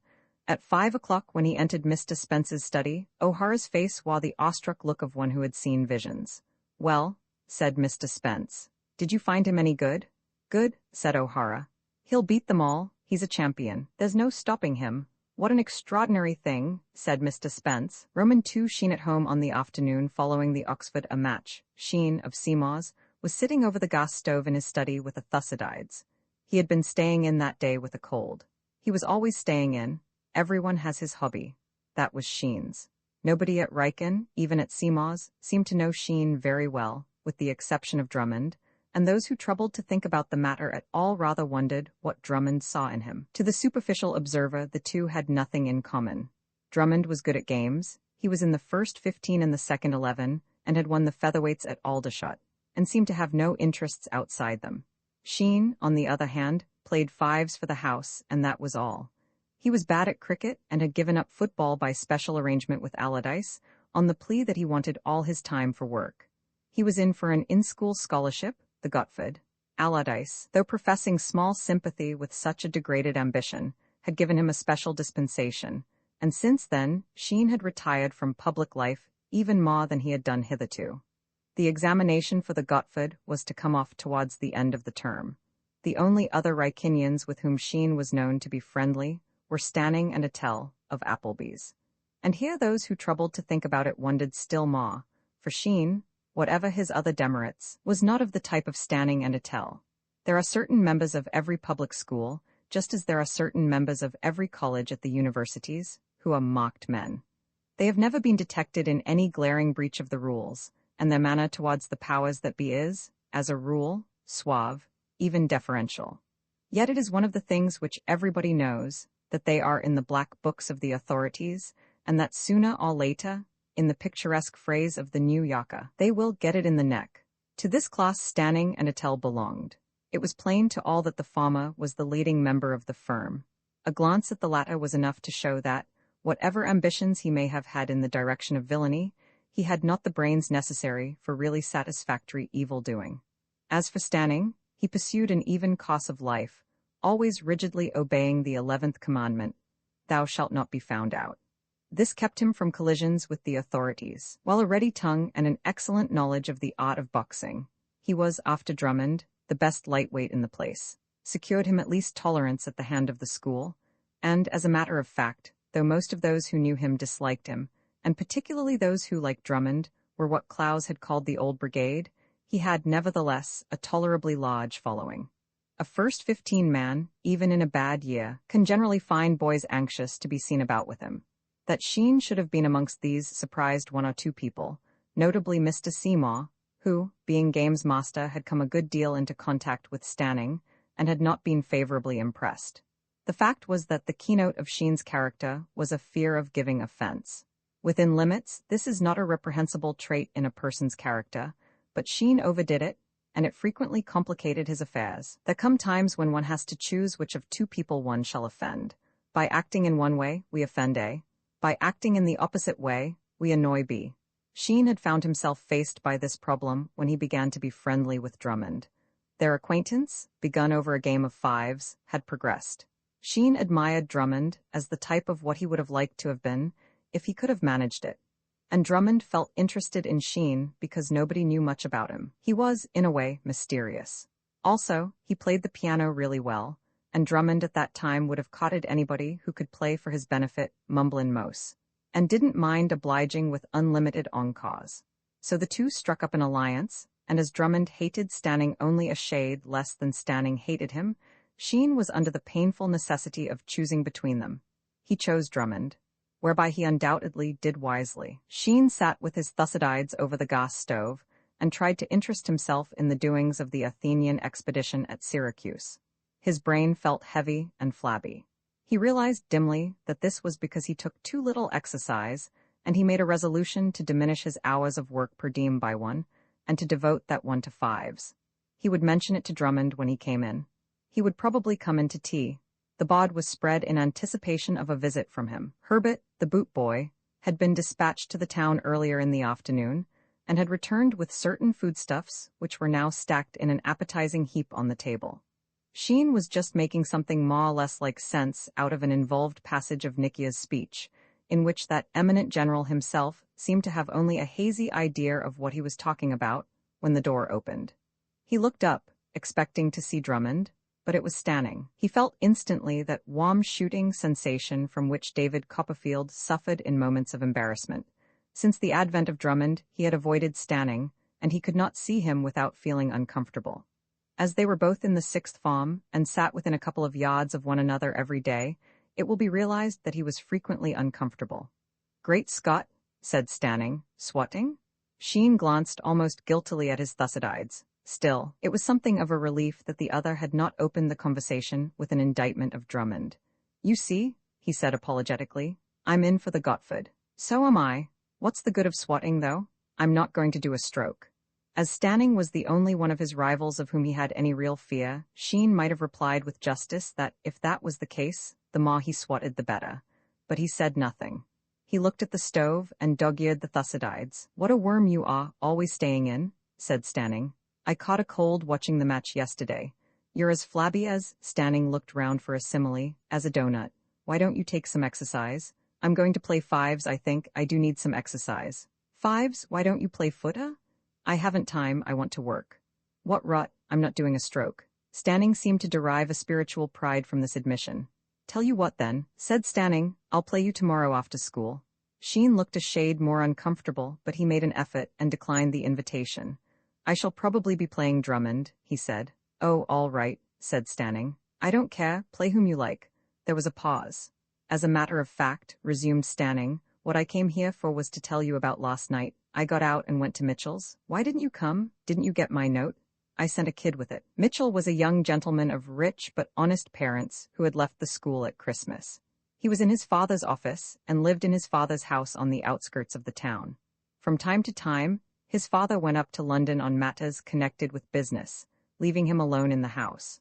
On these occasions, Mitchell the younger would write to Stanning, with whom when at school he had been on friendly terms, and Stanning, breaking out of his house after everybody had gone to bed, would make his way to the Mitchell residence and spend a pleasant hour or so there. Mitchell Sr. owned Turkish cigarettes and a billiard table. Stanning appreciated both. There was also a piano, and Stanning had brought Sheen with him one night to play it. The getting out and the subsequent getting in had nearly whitened Sheen's hair, and it was only by a series of miracles that he had escaped detection. Once, he felt, was more than enough, and when a fag from Appleby's had brought him Stanning's note, containing an invitation to a second John of the kind, he had refused to be lured into the business again. "Yes, I got the note," he said. "Then why didn't you come?" Mitchell was asking where you were. "It's so beastly risky."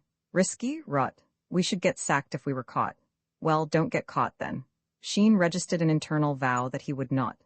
"He wanted us to go again on Monday. Will you come?" "I don't think I will, Stanning," said Sheen. "It isn't worth it."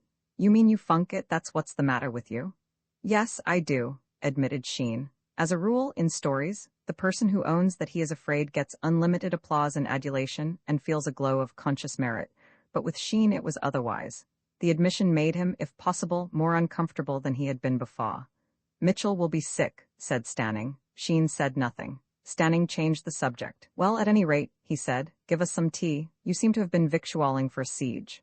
"I'm awfully sorry," said Sheen, turning a deeper shade of red and experiencing a redoubled attack of the warm shooting, "but the fact is, I'm waiting for Drummond." Stanning got up and expressed his candid opinion of Drummond in a few words. He said more. He described Sheen, too, in unflattering terms. "Look here," he said, "you may think it jolly fine to drop me just because you've got to know Drummond a bit, but you'll be sick enough that you've done it before you've finished." "It isn't that," began Sheen. "I don't care what it is. You slink about trying to avoid me all day, and you won't do a thing I ask you to do. But you see—" "Oh, shut up," said Stanning. Roman 20 Sheen goes to Aldershot at Sheen's request. Mr. Spence made no announcement of the fact that Riken would be represented in the lightweights. It would be time enough, Sheen felt, for the school to know that he was a boxer when he had been down and shown what he could do. His appearance in his new role would be the most surprising thing that had happened in the place for years, and it would be a painful anticlimax if, after all the excitement which would be caused by the discovery that he could use his hands, he were to be defeated in his first bout. Whereas, if he happened to win, the announcement of his victory would be all the more impressive, coming unexpectedly. To himself, he did not admit the possibility of defeat. He had braced himself up for the ordeal, and he refused to acknowledge to himself that he might not come out of it well. Besides, Joe Bevan continued to express hopeful opinions. "Just you keep your head, sir," he said, "and you'll win. Lots of these gentlemen, they're champions when they're practicing, and you'd think nothing wouldn't stop them when they get into the ring. But they get wild directly they begin, and forget everything they've been taught, and where are they then? Why, on the floor, waiting for the referee to count them out." This picture might have encouraged Sheen Ma if he had not reflected that he was just as likely to fall into this error as were his opponents. What you want to remember is to keep that guard up. Nothing can beat that. And push out your left straight. The straight left rules the boxing world, and be earnest about it. Be as friendly as you like afterwards, but while you're in the ring say to yourself, well, it's you or me, and don't be too kind. "I wish you could come down to second me, Joe," said Sheen. "I'll have a jolly good try, sir," said Joe Bevan. "Let me see, you'll be going down the night before. I can't come down then, but I'll try and manage it by an early train on the day." "How about Francis?" "Oh, Francis can look after himself for one day. He's not the sort of boy to run wild if he's left alone for a few hours." "Then you think you can manage it?" "Yes, sir. If I'm not there for your first fight, I shall come in time to second you in the final." "If I get there," said Sheen. "Good seconding's half the battle. These soldiers they give you at Aldershot, well, they don't know the business, as the saying is. They don't look after their man, not like I could. I saw young what's-his-name of Rugby Stevens. He was beaten in the final by a gentleman from Harrow. I saw him fight there a couple of years ago. After the first round he was leading, not by much, but still, he was a point or two ahead. Well, he went to his corner and his seconds sent him up for the next round in the same state he'd got there in. They hadn't done a thing to him. Why, if I'd been in his corner, I'd have taken him and sponged him and sent him up again as fresh as he could be. You must have a good second if you're to win. When you're all on top of your man, I don't say. But you get a young gentleman of your own class, just about as quick and strong as you are, and then you'll know where the seconding comes in. Then, for goodness' sake, don't make any mistake about coming down," said Sheen. "I'll be there, sir," said Joe Bevan. The Queen's Avenue Gymnasium at Aldershot is a roomy place, but it is always crowded on the public school's day. Sisters and cousins and aunts of competitors flock there to see Tommy or Bobby perform, under the impression, it is to be supposed, that he is about to take part in a pleasant frolic, a sort of merry parlor game. What their opinion is after he emerges from a warm 3 rounds is not known. Then there are soldiers in scars. Their views on boxing as a sport are crisp and easily defined. What they want is gaw. Others of the spectators are old boys, come to see how the school can behave in an emergency, and to find out whether there are still experts like Jones, who won the middles in '96, or Robinson, who was runner-up in the feathers in the same year, or whether, as they have darkly suspected for some time, the school has gone to the dogs since they left. The usual crowd was gathered in the seats round the ring when Sheen came out of the dressing room and sat down in an obscure corner at the end of the barrier, which divides the gymnasium into 2 parts on these occasions. He felt very lonely. Mr. Spence and the school instructor were watching the gymnastics, which had just started upon their lengthy course. The Riken pair were not expected to figure high on the list this year. He could have joined Mr. Spence, but at the moment, he felt disinclined for conversation. If he had been a more enthusiastic cricketer, he would have recognized the feeling as that which attacks a batsman before he goes to the wicket. It is not precisely funk. It is rather a desire to accelerate the flight of time and get to business quickly. All things come to him who waits, and among them is that unpleasant sensation of a cold hand upon the portion of the body which lies behind the 3rd waistcoat button. The boxing had begun with a bout between 2 featherweights, both obviously suffering from stage fright. They were fighting in a scrambling and unscientific manner, which bore out Mr. Bevan's statements on the subject of losing one's head. Sheen felt that both were capable of better things. In the 2nd and 3rd rounds, this proved to be the case, and the contest came to an end amidst applause. The next pair were lightweights, and Sheen settled himself to watch more attentively. From these, he would gather some indication of what he might expect to find when he entered the ring. He would not have to fight for some time yet. In the drawing for numbers, which had taken place in the dressing room, he had picked a 3. There would be another lightweight battle before he was called upon. His opponent was a Tunbridgian, who, from the glimpse Sheen caught of him, seemed muscular. But Sheen had the advantage in reach and built on that. After opening tamely, the lightweight bout had become vigorous in the 2nd round, and both men had apparently forgotten that their right arms had been given them by nature for the purpose of guarding. They were going at it in hurricane fashion all over the ring. Sheen was horrified to feel symptoms of a return of that old sensation of panic which had caused him, on that dark day early in the term, to flee Albert and his wicked works. He set his teeth and fought it down. And after a bad minute, he was able to argue himself into a proper frame of mind again. After all, that sort of thing looked much worse than it really was. Half those blows, which seemed as if they must do tremendous damage, were probably hardly felt by their recipient. He told himself that Francis, and even the knife and boot boy, hit fully as hard, or harder, and he had never minded them. At the end of the contest, he was once more looking forward to his entrance to the ring with proper fortitude. The fighting was going briskly forward now, sometimes good, sometimes moderate, but always earnest, and he found himself contemplating, without undue excitement, the fact that at the end of the bout which had just begun, between middleweights from St. Paul's and Wellington, it would be his turn to perform. As luck would have it, he had not so long to wait as he had expected, for the Pollen, taking the lead after the first few exchanges, outfought his man so completely that the referee stopped the contest in the second round. Sheen got up from his corner and went to the dressing room. The Tunbridgian was already there. He took off his coat. Somebody crammed his hands into the gloves, and from that moment, the last trace of nervousness left him. He trembled with the excitement of the thing, and hoped sincerely that no one would notice it, and think that he was afraid. Then, amidst a clapping of hands which sounded faint and far off, he followed his opponent to the ring and ducked under the ropes.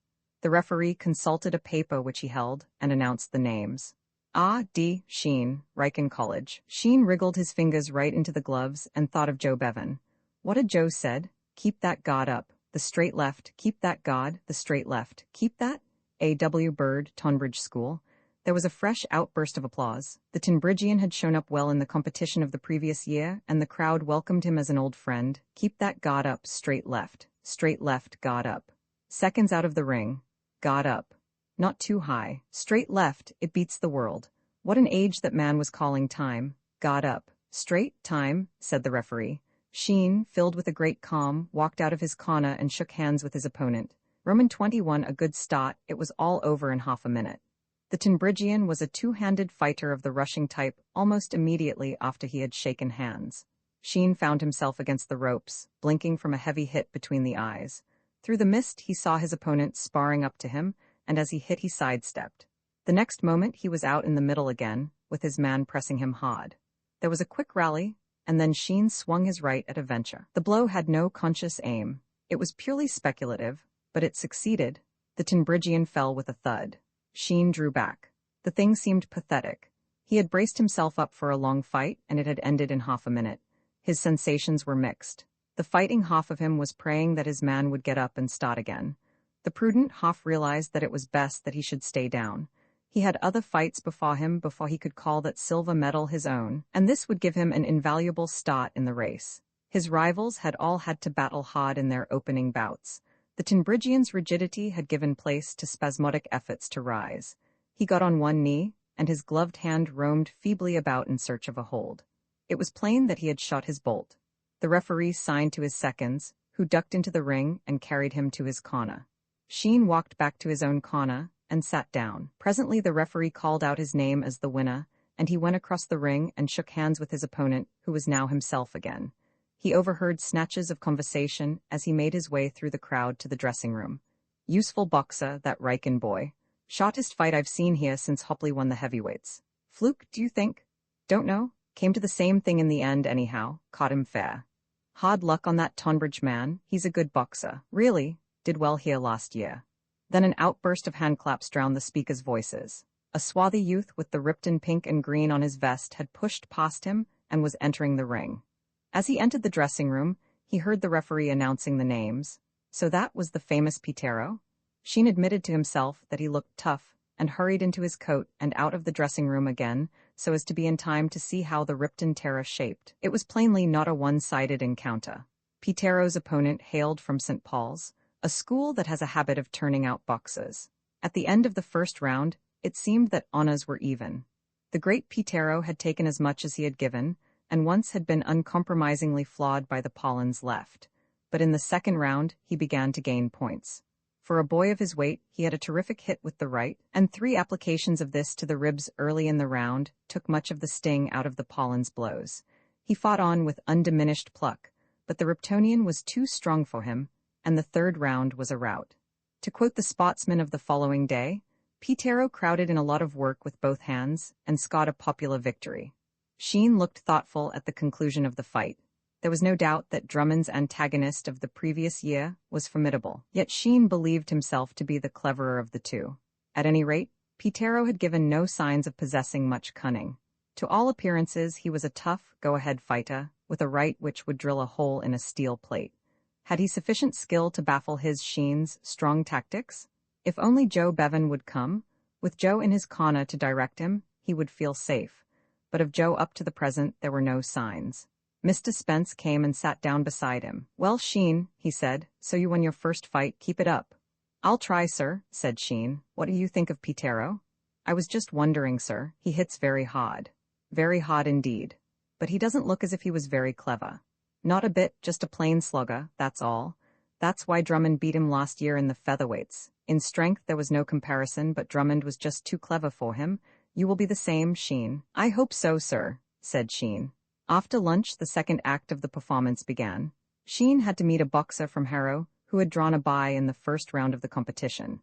This proved a harder fight than his first encounter, but by virtue of a stout heart and a straight left he came through it successfully, and there was no doubt as to what the decision would be. Both judges voted for him. Pitero demolished a Radlayan in his next fight. By the middle of the afternoon, there were 3 lightweights in the running: Sheen, Pitero, and a boy from Clifton. Sheen drew the bye and sparred in an outer room with a soldier, who was inclined to take the thing easily. Sheen, with the thought of the final in his mind, was only too ready to oblige him. They sparred an innocuous 3 rounds, and the man of war was kind enough to whisper in his ear as they left the room that he hoped he would win the final, and that he himself had a matter of 1 and 6pence with old Spud Smith on his success. "For I'm a man," said the amiable warrior confidentially, "as knows class when he sees it. Your class, sir, that's what you are." This, taken in conjunction with the fact that if the worst came to the worst he had, at any rate, won a medal by having got into the final, cheered Sheen. If only Joe Bevan had appeared, he would have been perfectly contented. But there were no signs of Joe. Roman 22, a good finish final, lightweights, shouted the referee. A murmur of interest from the ringside chairs. D. Sheen, Riken College. Sheen got his full measure of applause this time. His victories in the preliminary bouts had won him favor with the spectators. J. Pitero, Ripton School. "Go it, Ripton?"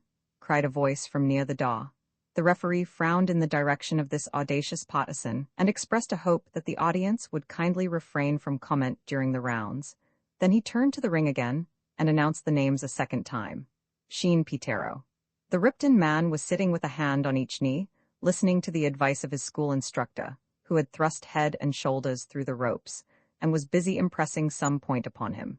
Sheen found himself noticing the most trivial things with extraordinary clearness. In the front row of the spectators sat a man with a party-colored tie. He wondered idly what tie it was. It was rather like one worn by members of Templar's house at Riken. Why were the ropes of the ring red? He rather liked the color. There was a man lighting a pipe. Would he blow out the match or extinguish it with a wave of the hand?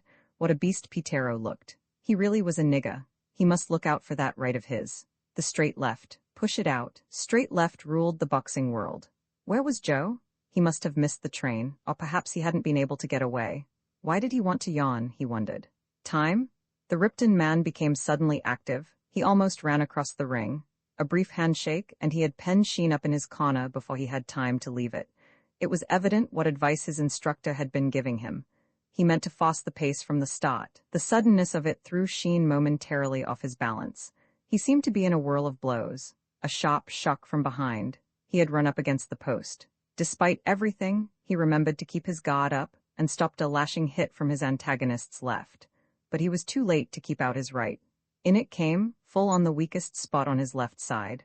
The pain of it caused him to double up for an instant, and as he did so his opponent uppercut him. There was no rest for him. Nothing that he had ever experienced with the gloves on approached this. If only he could get out of this corner.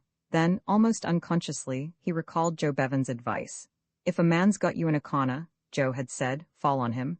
Pitero made another savage swing. Sheen dodged it and hurled himself forward. "Break away," said a dispassionate official voice. Sheen broke away, but now he was out of the corner with the whole good, open ring to maneuver in. He could just see the Ripton instructor signaling violently to his opponent, and in reply to the signals, Pitero came on again with another fierce rush. But Sheen in the open was a different person from Sheen cooped up in a corner. Francis Hunt had taught him to use his feet. He sidestepped and, turning quickly, found his man staggering past him, overbalanced by the force of his wasted blow. And now it was Sheen who attacked, and Pitero who tried to escape. 2 swift hits he got in before his opponent could face round, and another as he turned and rushed.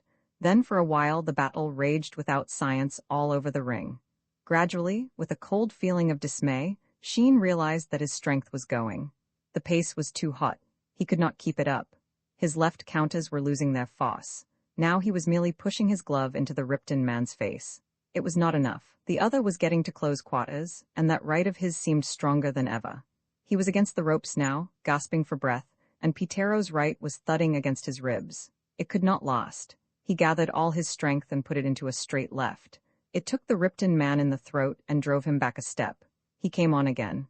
Again Sheen stopped him. It was his last effort. He could do no more. Everything seemed black to him. He leaned against the ropes and drank in the air in great gulps. "Time?" said the referee.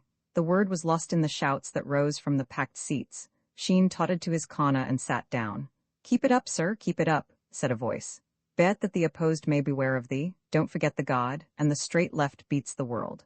It was Joe, at the 11th hour.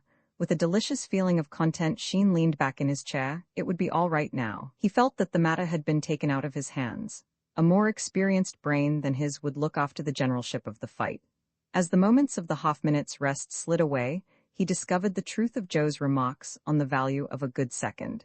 In his other fights, the napping of the towel had hardly stirred the hair on his forehead. Joe's energetic arms set a perfect gale blowing. The cool air revived him. He opened his mouth and drank it in. A spongeful of cold water completed the cure. Long before the call of time, he was ready for the next round. "Keep away from him, sir," said Joe, "and scaw with that left of yours. Don't try the right yet. Keep it for guarding. Box clever. Don't let him corner you. Slip him when he rushes. Cool and steady does it. Don't aim at his face too much. Go down below. That's the department. And use your feet. Get about quick and you'll find he don't like that. Hullo, says he, I can't touch him. Then, when he's tired, go in." The pupil nodded with closed eyes. While these words of wisdom were proceeding from the mouth of Mr. Bevan, another conversation was taking place which would have interested Sheen if he could have heard it. Mr. Spence and the school instructor were watching the final from the seats under the side windows. "It's extraordinary," said Mr. Spence. "The boy's wonderfully good for the short time he has been learning. You ought to be proud of your pupil." "Sir? I was saying that Sheen does you credit." "Not me, sir." "What? He told me he had been taking lessons. Didn't you teach him?" "Never set eyes on him till this moment. Wish I had, sir. He's the sort of pupil I could wish for." Mr. Spence bent forward and scanned the features of the man who was attending the Rykinian. "Why," he said, "surely that's Bevan, Joe Bevan. I knew him at Cambridge." "Yes, sir, that's Bevan," replied the instructor. "He teaches boxing at Rykin now, sir." "At Rykin, where?" "Up the river, at the Blue Bar, sir," said the instructor, quite innocently, for it did not occur to him that this simple little bit of information was just so much incriminating evidence against Sheen. Mr. Spence said nothing, but he opened his eyes very wide. Recalling his recent conversation with Sheen, he remembered that the boy had told him he had been taking lessons, and also that Joe Bevan, the ex-pugilist, had expressed a high opinion of his work. Mr. Spence had imagined that Bevan had been a chance spectator of the boy's skill, but it would now seem that Bevan himself had taught Sheen. This matter, decided Mr. Spence, must be looked into, for it was palpable that Sheen had broken bounds in order to attend Bevan's boxing saloon up the river. For the present, however, Mr. Spence was content to say nothing. Sheen came up for the second round fresh and confident. His head was clear, and his breath no longer came in gasps. There was to be no rallying this time. He had had the worst of the first round and meant to make up his lost points. Pitero, losing no time, dashed in. Sheen met him with a left in the face and gave way a foot. Again Pitero rushed, and again he was stopped. As he bought in for the third time, Sheen slipped him. The Ripton man paused and dropped his guard for a moment. Sheen's left shot out once more and found its mark. Pitero swung his right viciously, but without effect. Another swift counter added one more point to Sheen's score. Sheen nearly chuckled. It was all so beautifully simple. What a fool he had been to mix it up in the first round. If he only kept his head and stuck to out-fighting, he could win with ease. The man couldn't box. He was nothing more than a slugger. Here he came, as usual, with the old familiar rush. Out went his left, but it missed its billet. Pitero had checked his rush after the first movement, and now he came in with both hands. It was the first time during the round that he had got to close quarters, and he made the most of it. Sheen's blows were as frequent, but his were harder. He drove at the body, right and left, and once again the call of time extricated Sheen from an awkward position. As far as points were concerned, he had had the best of the round, but he was very sore and bruised. His left side was one dull ache. "Keep away from him, sir," said Joe Bevan. "You were ahead on that round. Keep away all the time unless he gets tired. But if you see me signaling, then go in all you can and have a fight." There was a suspicion of weariness about the look of the Ripton champion as he shook hands for the last round. He was beginning to feel the effects of his hurricane fighting in the opening rounds. He began quietly, sparring for an opening. Sheen led with his left. Pitero was too late with his guard. Sheen tried again, a double lead. His opponent guarded the first blow, but the second went home heavily on the body, and he gave way a step. Then from the corner of his eye Sheen saw Bevan gesticulating wildly, so, taking his life in his hands, he abandoned his waiting game, dropped his guard, and dashed in to fight. Pitero met him doggedly. For a few moments the exchanges were even. Then suddenly the Riptonian's blows began to weaken. He got home his right on the head, and Sheen hardly felt it. And in a flash there came to him the glorious certainty that the game was his. He was winning, winning, winning. "That's enough," said the referee. The Ripton man was leaning against the ropes, utterly spent, at almost the same spot where Sheen had leaned at the end of the first round. The last attack had finished him. His seconds helped him to his corner. The referee waved his hand. "Sheen wins," he said, and that was the greatest moment of his life. Roman 23. A surprise for Seymour's house took in one copy of the Spotsman Daily. On the morning after the Aldershot competition, Linton met the paperboy at the door on his return from the Fives Cots, where he had been playing a couple of before-breakfast games with Dunstable. He relieved him of the house copy, and opened it to see how the Riken pair had performed in the gymnastics. He did not expect anything great, having a rooted contempt for both experts, who were small and, except in the gymnasium, obscure. Indeed, he had gone so far on the previous day as to express a hope that Biddle, the more despicable of the two, would fall off the horizontal bar and break his neck. Still, he might as well see where they had come out. After all, with all their faults, they were human beings like himself and Rykinians. The competition was reported in the boxing column. The first thing that caught his eye was the name of the school among the headlines. "Honours," said the headline, "for St. Paul's Harrow and Ryken." "Hullo," said Linton, "what's all this?" Then the thing came on him with nothing to soften the shock. He had folded the paper, and the last words on the half uppermost were, "Final." Sheen beat Pitero.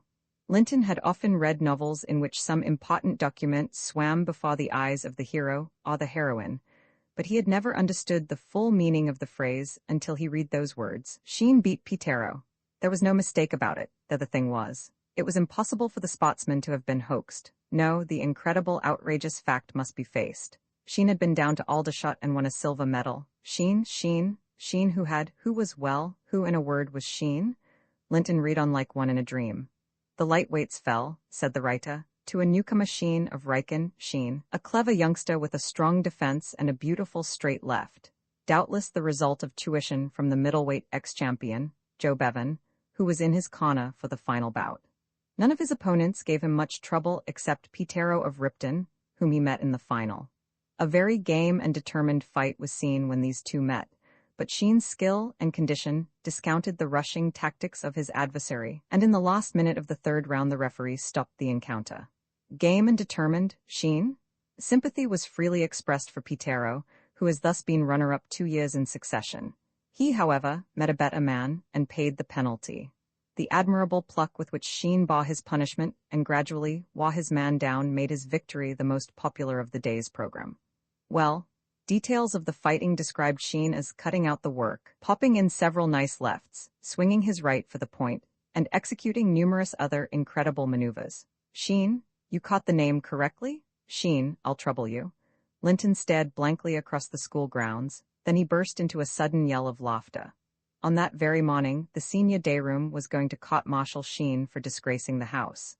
The resolution had been passed on the previous afternoon, probably just as he was putting the finishing touches to the most popular victory of the day's program. "This," said Linton, "is rich." He grubbed a little hole in one of Mr. Seymour's flower beds and laid the spotsman to rest in it. The news would be about the school at 9 o'clock, but if he could keep it from the senior day room till the brief interval between breakfast and school, all would be well, and he would have the pure pleasure of seeing that backbone of the house make a complete ass of itself. A thought struck him. He unearthed the spotsman and put it in his pocket. He strolled into the senior day room after breakfast. "Anyone seen the spotter this morning?" he inquired. No one had seen it. "The thing hasn't come," said someone. "Good," said Linton to himself. At this point Stanning strolled into the room. "I'm a witness," he said, in answer to Linton's look of inquiry. "We are doing this thing in style. I depose that I saw the prisoner cutting off on the, whatever day it was, when he ought to have been saving our lives from the fury of the mob. Hadn't somebody better bring the prisoner into the dock?" "I'll go," said Linton promptly. "I may be a little time, but don't get worried. I'll bring him all right." He went upstairs to Sheen's study, feeling like an impresario about to produce a new play which is sure to create a sensation. Sheen was in. There was a ridge of purple under his left eye, but he was otherwise intact. "Gratulate you, Sheen," said Linton. For an instant Sheen hesitated. He had rehearsed this kind of scene in his mind, and sometimes he saw himself playing a genial, forgiving, let's say no more about it, we all make mistakes but in future role, sometimes being cold, haughty, and distant, and repelling friendly advances with icy disdain. If anybody but Linton had been the first to congratulate him, he might have decided on this second line of action. But he liked Linton and wanted to be friendly with him. "Thanks," he said. Linton sat down on the table and burst into a torrent of speech. "You are a man. What did you want to do it for? Where the dickens did you learn to box? And why on earth, if you can win silver medals at Aldershot, didn't you box for the house and smash up that sidey-ass Stanning? I say, look here, I suppose we haven't been making idiots of ourselves all the time, have we?" "I shouldn't wonder," said Sheen. "How? I mean, you did. What I mean to say is, oh, hang it, you did cut off when we had that row in the town, didn't you?" "Yes," said Sheen, "I did." With that medal in his pocket, it cost him no effort to make the confession. "I'm glad of that. I'm glad we haven't been such fools as we might have been. You see, we only had Stanning's word to go on." Sheen started. "Stanning?" he said. "What do you mean?" "He was the chap who started the story, didn't you know? He told everybody." "I thought it was Drummond," said Sheen blankly. "You remember meeting me outside his study the day after? I thought he told you then." "Drummond? Not a bit of it. He swore you hadn't been with him at all. He was as sick as anything when I said I thought I'd seen you with him." Sheen stopped. "I wish I'd known," he concluded. Then, after a pause, "So it was Stanning?" "Yes, conceited beast. Oh, I say. I see it all now. Joe Bevan taught you to box." "Yes. Then that's how you came to be at the Blue Bar that day. He's the Bevan who runs it." "That's his brother. He's got a gymnasium up at the top. I used to go there every day. But I say, great Scott, what are you going to do about that?" "How do you mean?" "Why, Spence is sure to ask you who taught you to box. He must know you didn't learn with the instructor. Then it'll all come out and you'll get dropped on for going up the river and going to the pub." "Perhaps he won't ask," said Sheen. "Hope not. Oh, by the way, what's up?" "Just remembered what I came up for. It's an awful rag. The senior day room are going to court-martial you." "Court-martial me? For funking? They don't know about Aldershot, not a word. I bagged the spotsman early, and hit it. They are going to get the surprise of their lifetime. I said I'd come up and fetch you." "I shan't go," said Sheen. Linton looked alarmed. "Oh, but I say, you don't spoil the thing. Can't you see what a rag it'll be? I'm not going to sweat downstairs for the benefit of the senior day room." "I say," said Linton, "Stanning's there." "What? He's a witness?" said Linton, grinning. Sheen got up. "Come on," he said. Linton came on. Down in the senior day room, the cot was patiently awaiting the prisoner. Eager anticipation was stamped on its expressive features. "Beastly time he is," said Clayton. Clayton was acting as president. "We shall have to buck up," said Stanning. "Hullo, here he is at last. Come in, Linton." "I was going to," said Linton, "but thanks all the same. Come along, Sheen." "Shut that door, Linton," said Stanning from his seat on the table. "All right, Stanning," said Linton. "Anything to oblige. Shall I bring up a chair for you to rest your feet on?" "Forge ahead, Clayton," said Stanning to the president. The president opened the court-martial in unofficial phraseology. "Look here, Sheen," he said. "We've come to the conclusion that this has got a bit too thick." "You mustn't talk in that chatty way, Clayton," interrupted Linton. Prisoner at the bar's the right expression to use. Why don't you let somebody else have a look in? You're the rottenest president of a court-martial I ever saw. Don't rag, Linton, said Clayton, with an austere frown. This is serious. Glad you told me, said Linton. Go on. Can't you sit down, Linton? Said Stanning. I was only waiting for leave. Thanks, you were saying something, Clayton. It sounded pretty average rot, but you'd better unburden your soul. The president resumed. We want to know if you've anything to say. You don't give him a chance, said Linton. You bagged the conversation so. About disgracing the house. By getting the Gotford, you know, Sheen, explained Linton. Clayton thinks that work's a bad habit and ought to be discouraged. Clayton glared and looked at Stanning. He was not equal to the task of tackling Linton himself. Stanning interposed. Don't rot, Linton, we haven't much time as it is. Sorry, said Linton. You've let the house down awfully, said Clayton. Yes, said Sheen. Linton took the paper out of his pocket and smoothed it out. Seen the spotter? He asked casually. His neighbor grabbed at it. I thought it hadn't come, he said. Good account of Aldershot, said Linton. He leaned back in his chair as 2 or 3 of the senior day room collected round the spotsman. Hullo, we won the gym? Rot, let's have a look. This tremendous announcement quite eclipsed the court-martial as an object of popular interest. The senior day room surged round the holder of the paper. Give us a chance, he protested. We can't have. Where is it? Biddle and Smith are simply hopeless. How the dickens can they have got the shield? What a goat you are, said a voice reproachfully to the possessor of the paper. Look at this. It says Cheltenham got it, and here we are, 17th, fat lot of shield we've won. Then what the deuce does this mean? Honours for St. Paul's, Harrow, and Riken. Perhaps it refers to the boxing, suggested Linton. But we didn't send anyone up. Look here. Harrow won the heavies, St. Paul's got the middles. Hullo? Great Scott, said the senior day room. There was a blank silence. Linton whistled softly to himself. The gaze of the senior day room was concentrated on that ridge of purple beneath Sheen's left eye. Clayton was the first to speak. For some time he had been waiting for sufficient silence to enable him to proceed with his presidential duties. He addressed himself to Sheen. Look here, Sheen, he said. We want to know what you've got to say for yourself. You go disgracing the house. The stunned senior day room were roused to speech. Oh, chuck it, Clayton. Don't be a fool, Clayton. Silly idiot? Clayton looked round in pained surprise at this sudden withdrawal of popular support. You'd better be polite to Sheen, said Linton. He won the lightweights at Aldershot yesterday. The silence once more became strained. Well, said Sheen, weren't you going to court-martial me or something? Clayton, weren't you saying something? Clayton started. He had not yet grasped the situation entirely, but he realized dimly that by some miracle Sheen had turned in an instant into a most formidable person. No, he said. No, nothing. The thing seems to have fallen through, Sheen, said Linton. Great pity. Started so well, too. Clayton always makes a mess of things. Then I'd just like to say one thing, said Sheen. Respectful attention from the senior day room. I only want to know why you can't manage things of this sort by yourselves, without dragging in men from other houses. Especially men like Stanning, said Linton. The same thing occurred to me. It's lucky Drummond wasn't here. Remember the last time, you chaps? The chaps did. Stanning became an object of critical interest. After all, who was Stanning? What right had he to come and sit on tables in Seymour's and interfere with the affairs of the house? The allusion to last time was lost upon Sheen, but he saw that it had not improved Stanning's position with the spectators. He opened the door. Goodbye, Stanning, he said. If I hadn't hurt my wrist, Stanning began. Hurt your wrist? Said Sheen. You got a bad attack of Pitero. That was what was the matter with you. You think that everyone's a funk like yourself, said Stanning. Pity they aren't, said Linton. We should do rather well down at Aldershot. And he wasn't such a terror after all, Sheen, was he? You beat him in 2.5 rounds, didn't you? Think what Stanning might have done if only he hadn't sprained his poor wrist just in time.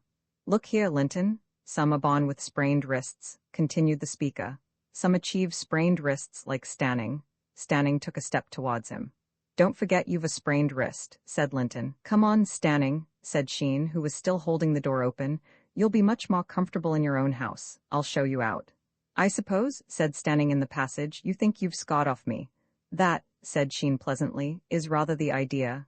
Goodbye. Roman 24. Bruce explains Mr. Spence was a master with a great deal of sympathy and a highly developed sense of duty. It was the combination of these two qualities which made it so difficult for him to determine on a suitable course of action in relation to Sheen's out-of-bounds exploits. As a private individual, He had nothing but admiration for the sporting way in which Sheen had fought his uphill fight. He felt that he himself, in similar circumstances, would have broken any number of school rules. But as a master, it was his duty, he considered, to report him. If a master ignored a breach of rules in one case, with which he happened to sympathize, he would in common fairness be compelled to overlook a similar breach of rules in other cases, even if he did not sympathize with them, in which event he would be of small use as a master. On the other hand, Sheen's case was so exceptional that he might very well compromise to a certain extent between the claims of sympathy and those of duty. If he were to go to the headmaster and state baldly that Sheen had been in the habit for the last half-term of visiting an upriver public house, the headmaster would get an entirely wrong idea of the matter, and suspect all sorts of things which had no existence in fact. When a boy is accused of frequenting a public house, the head magisterial mind leaps naturally to stale fumes and the drunken stagger. So Mr. Spence decided on a compromise. He sent for Sheen, and having congratulated him warmly on his victory in the lightweights, proceeded as follows. "You have given me to understand, Sheen, that you were taught boxing by Bevan?" "Yes, sir." "At the Blue Bar?" "Yes, sir." "This puts me in a rather difficult position, Sheen. Much as I dislike doing it, I am afraid I shall have to report this matter to the headmaster."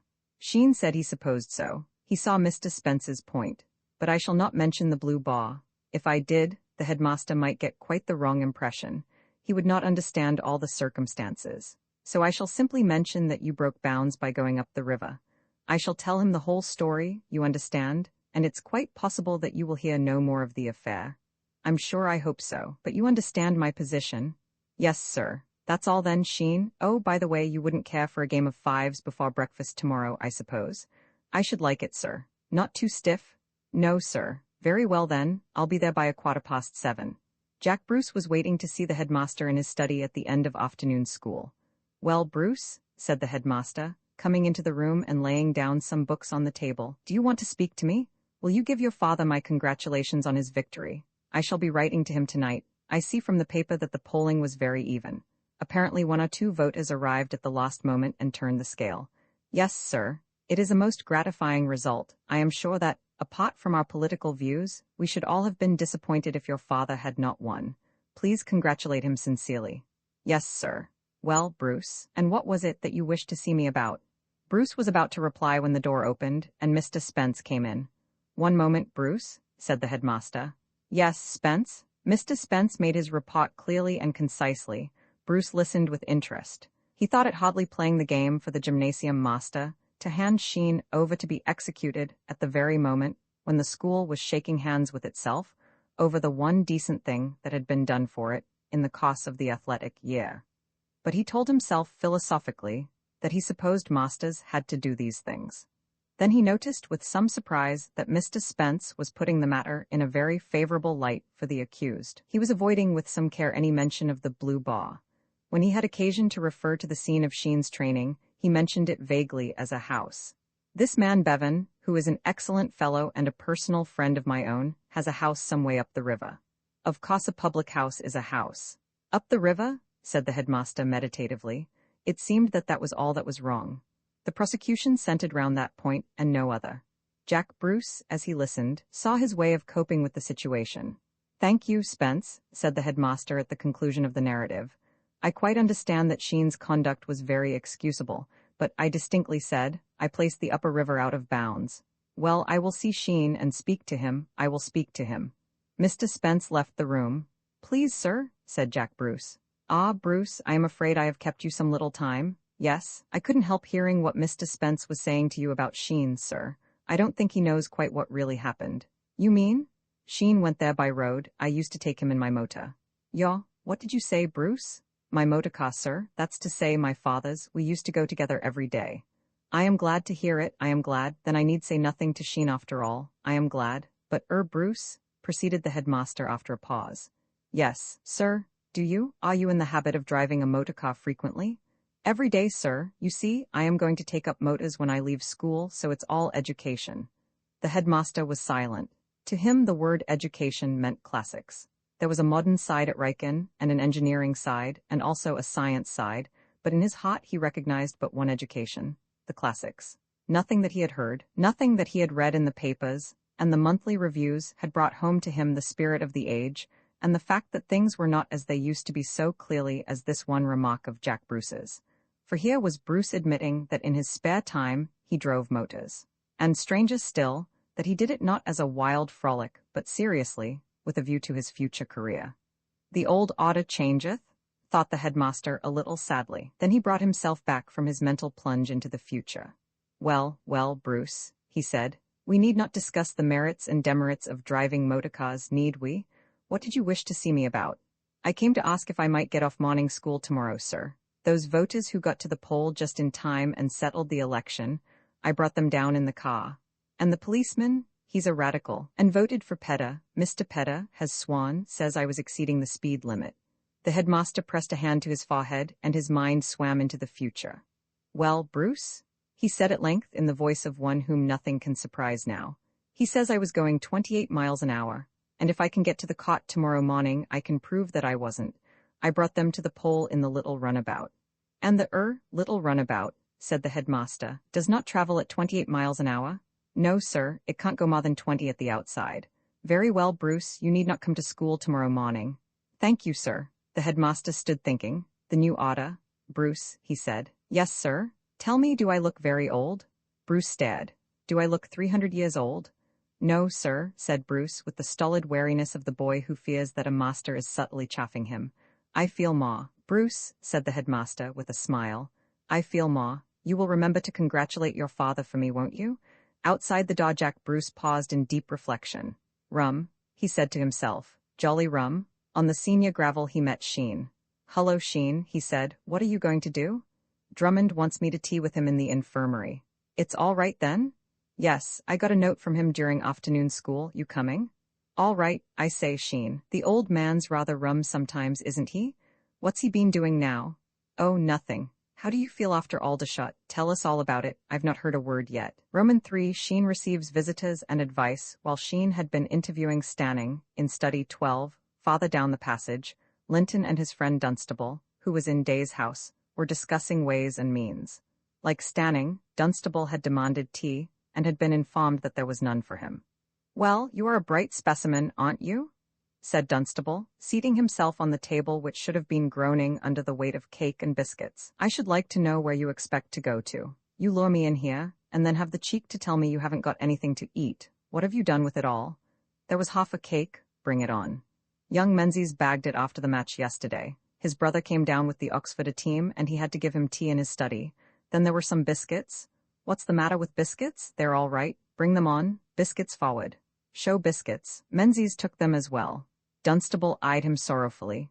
You always were a bit of a maniac, he said, but I never thought you were quite such a complete gibberer as to let Menzies get away with all your grub. Well, the only thing to do is to touch him for tea. He owes us one. Come on. They proceeded down the passage and stopped at the door of study 3. Hullo, said Menzies as they entered. We've come to tea, said Dunstable. Cut the satisfying sandwich. Let's see a little more of that hissing urn of yours, Menzies. Bustle about and be the dashing host. I wasn't expecting you. I can't help your troubles, said Dunstable. I've not got anything. I was thinking of coming to you, Linton. Where's that cake? Finished. My brother simply walked into it. Greed, said Dunstable unkindly, seems to be the besetting sin of the Menzies. Well, what are you going to do about it? I don't wish to threaten, but I'm a demon when I'm roused. Being done out of my tea is sure to rouse me, and owing to unfortunate accident of being stonily broken, I can't go to the shop. You're responsible for the slump in provisions, Menzies, and you must see us through this. What are you going to do about it? Do either of you chaps know Sheen at all? I don't, said Linton, not to speak to. You can't expect us to know all your shady friends, said Dunstable. Why? He's got a tea on this evening. If you knew him well enough, you might borrow something from him. I met Herbert in the dinner hour carrying in all sorts of things to his study. Still, if you don't know him, don't let a trifle of that sort stand in the way, said Dunstable. Which is his study? Come on, Linton, said Dunstable. Be a man and lead the way. Go in as if he'd invited us. 10 to 1 he'll think he did, if you don't spoil the thing by laughing. What, invite ourselves to tea? Asked Linton, beginning to grasp the idea. That's it. Sheen's the sort of ass who won't do a thing. Anyhow, it's worth trying. Smith in our house got a tea out of him that way last term. Coming, Menzies? Not much, I hope he kicks you out. Come on then, Linton. If Menzies cares to chuck away a square meal, let him. Thus, no sooner had the door of Sheen's study closed upon Stanning than it was opened again to admit Linton and Dunstable. "Well," said Linton, affably, "here we are. Hope we're not late," said Dunstable. "You said somewhere about 5, it's just struck, shall we start?" He stooped and took the kettle from the stove. "Don't you bother," he said to Sheen, who had watched this maneuver with an air of amazement. "I'll do all the dirty work." "But," began Sheen. "That's all right," said Dunstable soothingly. "I like it." The intellectual pressure of the affair was too much for Sheen. He could not recollect having invited Linton, with whom he had exchanged only about a dozen words that term, much less Dunstable, whom he merely knew by sight. Yet here they were, behaving like honored guests. It was plain that there was a misunderstanding somewhere, but he shrank from grappling with it. He did not want to hurt their feelings. It would be awkward enough if they discovered their mistake for themselves. So he exerted himself nervously to play the host, and the first twinge of remorse which Linton felt came when Sheen pressed upon him a bag of biscuits which, he knew, could not have cost less than 1 and 6pence a pound. His heart warmed to one who could do the thing in such style. Dunstable, apparently, was worried by no scruples. He leaned back easily in his chair, and kept up a bright flow of conversation. "You're not looking well, Sheen," he said. "You ought to take more exercise. Why don't you come downtown with us one of these days and do a bit of canvassing? It's a rag. Linton lost a tooth at it the other day. We're going down on Saturday to do a bit more." "Oh," said Sheen politely. "We shall get 1 or 2 more chaps to help next time. It isn't good enough, only us 2. We had 4 great beefy hooligans on to us when Linton got his tooth knocked out. We had to run. There's a regular gang of them going about the town, now that the election's on. A red-headed fellow, who looks like a butcher, seems to boss the show. They call him Albert. He'll have to be slain one of these days for the credit of the school. I should like to get Drummond onto him." "I was expecting Drummond to tea," said Sheen. "He's running and passing with the 15, said Linton. "He ought to be in soon. Why, here he is. Hullo, Drummond?" "Hullo," said the newcomer, looking at his 2 fellow visitors as if he were surprised to see them there. "How were the first?" asked Dunstable. "Oh, rotten, any tea left." Conversation flagged from this point, and shortly afterwards Dunstable and Linton went. "Come and tea with me sometime," said Linton. "Oh, thanks," said Sheen. "Thanks awfully." "It was rather a shame," said Linton to Dunstable as they went back to their study, "rushing him like that. I shouldn't wonder if he's quite a good sort when one gets to know him. He must be a rotter to let himself be rushed. By Jove, I should like to see someone try that game on with me." In the study they had left, Drummond was engaged in pointing this out to Sheen. "The first are rank bad," he said. "The outsides were passing rottenly today. We shall have another 40 points taken off us when we play Ripton. By the way, I didn't know you were a pal of Linton's." "I'm not," said Sheen. "Well, he seemed pretty much at home just now." "I can't understand it. I'm certain I never asked him to tea, or Dunstable either, yet they came in as if I had. I didn't like to hurt their feelings by telling them." Drummond stared. "What, they came without being asked? Heavens, man, you must buck up a bit and keep awake or you'll have an awful time. Of course those 2 chaps were simply trying it on. I had an idea it might be that when I came in." "Why did you let them? Why didn't you scrag them?" "Oh, I don't know," said Sheen uncomfortably. "But look here, it's rot. You must keep your end up in a place like this, or everybody in the house'll be ragging you. Chaps will, naturally, play the goat if you let them. Has this ever happened before?" Sheen admitted reluctantly that it had. He was beginning to see things. It is never pleasant to feel one has been bluffed. "Once last term," he said, "Smith, a chap in days, came to tea like that. I couldn't very well do anything. And Dunstable is in days." They compared notes. "I wonder you haven't had the whole school dropping in on you, lining up in long queues down the passage." "Look here, Sheen, you really must pull yourself together. I'm not ragging. You'll have a beastly time if you're so feeble. I hope you won't be sick with me for saying it, but I can't help that. It's all for your own good. And it's really pure slackness that's the cause of it all." "I hate hurting people's feelings," said Sheen. "Oh, rot, as if anybody here had any feelings. Besides, it doesn't hurt a chap's feelings being told to get out when he knows he's no business in a place." "Oh, all right," said Sheen shortly. "Glad you see it," said Drummond. "Well, I'm off. Wonder if there's anybody in that bath." He reappeared a few moments later. During his absence, Sheen overheard certain shrill protestations which were apparently being uttered in the neighborhood of the bathroom door. "There was," he said, putting his head into the study and grinning cheerfully at Sheen. "There was young Renford, who had no earthly business to be there. I've just looked in to point the moral. Suppose you'd have let him bag all the hot water, which ought to have come to his elders and betters, for fear of hurting his feelings, and gone without your bath. I went on my theory that nobody at Riken, least of all a fag, has any feelings. I turfed him out without a touch of remorse. You get much the best results my way. So long. And the head disappeared, and shortly afterwards, there came from across the passage muffled but cheerful sounds of splashing. Roman Fa, the better part of valor, the borough of Riken had been a little unfortunate, or fortunate, according to the point of view, in the matter of elections. The latter point of view was that of the younger and more irresponsible section of the community, which liked elections because they were exciting. The former was that of the tradespeople, who disliked them because they got their windows broken. Riken had passed through an election and its attendant festivities in the previous year, when Sir Eustace Briggs, the mayor of the town, had been returned by a comfortable majority. Since then, ill health had caused that gentleman to resign his seat, and the place was once more in a state of unrest. This time the school was deeply interested in the matter. The previous election had not stirred them. They did not care whether Sir Eustace Briggs defeated Mr. Saul Petta, or whether Mr. Saul Petta wiped the political flaw with Sir Eustace Briggs. Mr. Petta was an energetic radical, but owing to the fact that Riken had always returned a conservative member and did not see its way to a change as yet, his energy had done him very little good. The school had looked on him as a sportsman and read his speeches in the local paper with amusement, but they were not interested. Now, however, things were changed. The conservative candidate, Sir William Bruce, was one of themselves, an old Rikenian, a governor of the school, a man who always watched school matches, and the donor of the Bruce Challenge Cup for the school mile. In fine, one of the best. He was also the father of Jack Bruce, a day boy on the engineering side. The school would have liked to have made a popular hero of Jack Bruce. If he had liked, he could have gone about with quite a suite of retainers, but he was a quiet, self-sufficing youth, and was rarely to be seen in public. The engineering side of a public school has workshops and other weirdnesses, which keep it occupied after the ordinary school hours. It was generally understood that Bruce was a good sort of chap if you knew him, but you had got to know him first. Brilliant at his work and devoted to it.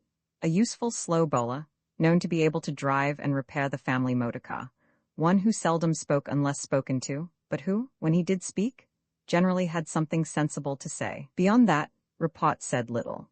As he refused to allow the school to work off its enthusiasm on him, they were obliged to work it off elsewhere. Hence the disturbances which had become frequent between school and town. The inflammatory speeches of Mr. Saul Petta had caused a swashbuckling spirit to spread among the rowdy element of the town. Gangs of youths, to adopt the police-got term, had developed a habit of parading the streets arm in arm, shouting, "Good old Petta." When these met some person or persons who did not consider Mr. Petta good and old, there was generally what the local police force described as a fracas. It was in one of these fracases that Linton had lost a valuable tooth. 2 days had elapsed since Dunstable and Linton had looked in on Sheen for tea. It was a Saturday afternoon, and roll call was just over. There was no first 15 match, only a rather uninteresting house match, Templars versus Donaldsons, and existence in the school grounds showed signs of becoming tame. "What a beastly term the Easter term is," said Linton, yawning. "There won't be a thing to do till the house matches begin properly. Seymour's had won their first match as head days. They would not be called upon to perform for another week or more." "Let's get a boat out," suggested Dunstable. "Such a beastly day. Let's have tea at the shop." "Rather slow. How about going to Cook's?" "All right, toss you who pays." Cook's was a shop in the town to which the school most resorted when in need of refreshment. "Wonder if we shall meet Albert." Linton licked the place where his tooth should have been, and said he hoped so. Sergeant Cook, the 6-foot proprietor of the shop, was examining a broken window when they arrived, and muttering to himself. "Hullo," said Dunstable. "What's this? New idea for ventilation? Golly massa, who threw dat brick? Done it at 6:30 last night, he did," said Sergeant Cook, the redeeted young scallywag. "Catch him, I'll give him." "Sounds like dear old Albert," said Linton. "Who did it, Sergeant?" "Red-headed young mongrel. Good old Petta, he says, 'I'll give you Petta,' I says, then bang it comes right on top of the muffins, and when I doubled out after him, he'd gone." Mrs. Cook appeared and corroborated witnesses' evidence. Dunstable ordered tea. "We may meet him on our way home," said Linton. "If we do, I'll give him something from you with your love. I owe him a lot for myself." Mrs. Cook clicked her tongue compassionately at the sight of the obvious void in the speaker's mouth. "You'll ave to ave a false one, Mr. Linton," said Sergeant Cook with gloomy relish. The back shop was empty. Dunstable and Linton sat down and began tea. Sergeant Cook came to the door from time to time and dilated further on his grievances. Gentlemen from the school they come in air and says ain't it all a joke and exciting and whatnot. But I says to them, you haven't got to live in it, I says, that's what it is. You haven't got to live in it, I says, glad when it's all over, that's what I'll be. "'Nother jug of hot water, please," said Linton. The sergeant shouted the order over his shoulder, as if he were addressing a half company on parade, and returned to his woes. "You haven't got to live in it," I says, "that's what it is. It's this everlasting worry and flurry day in and day out, and not knowing what's going to append next, and one man coming in and saying vote for Bruce, and another vote for Petta, and another saying how it's the poor man's loaf he's fighting for. If he'd only buy a loaf now, ullo, what's this?" There was a confused noise without, as Shakespeare would put it, and into the shop came clattering Barry and McTodd of Seymour's, closely followed by Stanning and Attell. "This is getting a bit too thick," said Barry, collapsing into a chair. From the outer shop came the voice of Sergeant Cook. "Let me just come to you, you redeeded?" Roars of derision from the road. "That's Albert," said Linton, jumping up. "Yes, I heard them call him that," said Barry. "McTodd and I were coming down here to tea when they started going for us, so we nipped in here, hoping to find reinforcements." "We were just behind you," said Stanning. "I got one of them a beauty. He went down like a shot." "Albert?" inquired Linton. "No, a little chap." "Let's go out and smash them up," suggested Linton excitedly. Dunstable treated the situation more coolly. "Wait a bit," he said. "No hurry, let's finish tea at any rate. You'd better eat as much as you can now, Linton. You may have no teeth left to do it with afterwards," he added cheerfully. "Let's chuck things at them," said McTodd. "Don't be an ass," said Barry. "What on earth's the good of that?" "Well, it would be something," said McTodd vaguely. "Hit him with a muffin," suggested Stanning. "Dash, I barked my knuckles on that man, but I bet he felt it." "Look here, I'm going out," said Linton. "Come on, Dunstable." Dunstable continued his meal without hurry. "What's the excitement?" he said. "There's plenty of time. Dear old Albert's not the sort of chap to go away when he's got us cornered here. The first principle of warfare is to get a good feed before you start." "And anyhow," said Barry, "I came here for tea, and I'm going to have it." Sergeant Cook was recalled from the door and received the orders. "They've just gone round the corner," he said, "and that redeeded one he says he's going to wait if he has to wait all night." "Quite right," said Dunstable, approvingly. "Sensible chap, Albert. If you see him, you might tell him we shan't be long, will you?" A quarter of an hour passed. "Kerm out," shouted a voice from the street. Dunstable looked at the others. "Perhaps we might be moving now," he said, getting up. "Ready?" "We must keep together," said Barry. "You going out, Mr. Dunstable?" inquired Sergeant Cook. "Yes, goodbye. You'll see that we're decently buried, won't you?" The garrison made its sortie. It happened that Drummond and Sheen were also among those whom it had struck that afternoon that tea at Cook's would be pleasant, and they came upon the combatants some 5 minutes after battle had been joined. The town contingent were filling the air with strange cries, Albert's voice being easily heard above the din, while the Rykinians, as public school men should, were fighting quietly and without unseemly tumult. "By Jove," said Drummond, "here's a row on." Sheen stopped dead with a queer, sinking feeling within him. He gulped. Drummond did not notice these portents. He was observing the battle. Suddenly he uttered an exclamation. "Why, it's some of our chaps. There's a Seymour's cap. Isn't that McTodd? And great Scott, there's Barry. Come on, man." Sheen did not move. "Ought we to get mixed up?" he began. Drummond looked at him with open eyes. Sheen babbled on. "The old man might not like sixth form, you see, oughtn't we to?" There was a yell of triumph from the town army as the red-haired Albert, plunging through the fray, sent Barry staggering against the wall. Sheen caught a glimpse of Albert's grinning face as he turned. He had a cut over one eye. It bled. "Come on," said Drummond, beginning to run to the scene of action. Sheen paused for a moment irresolutely. Then he walked rapidly in the opposite direction. The white feather, it was not until he had reached his study that Sheen thoroughly realized what he had done.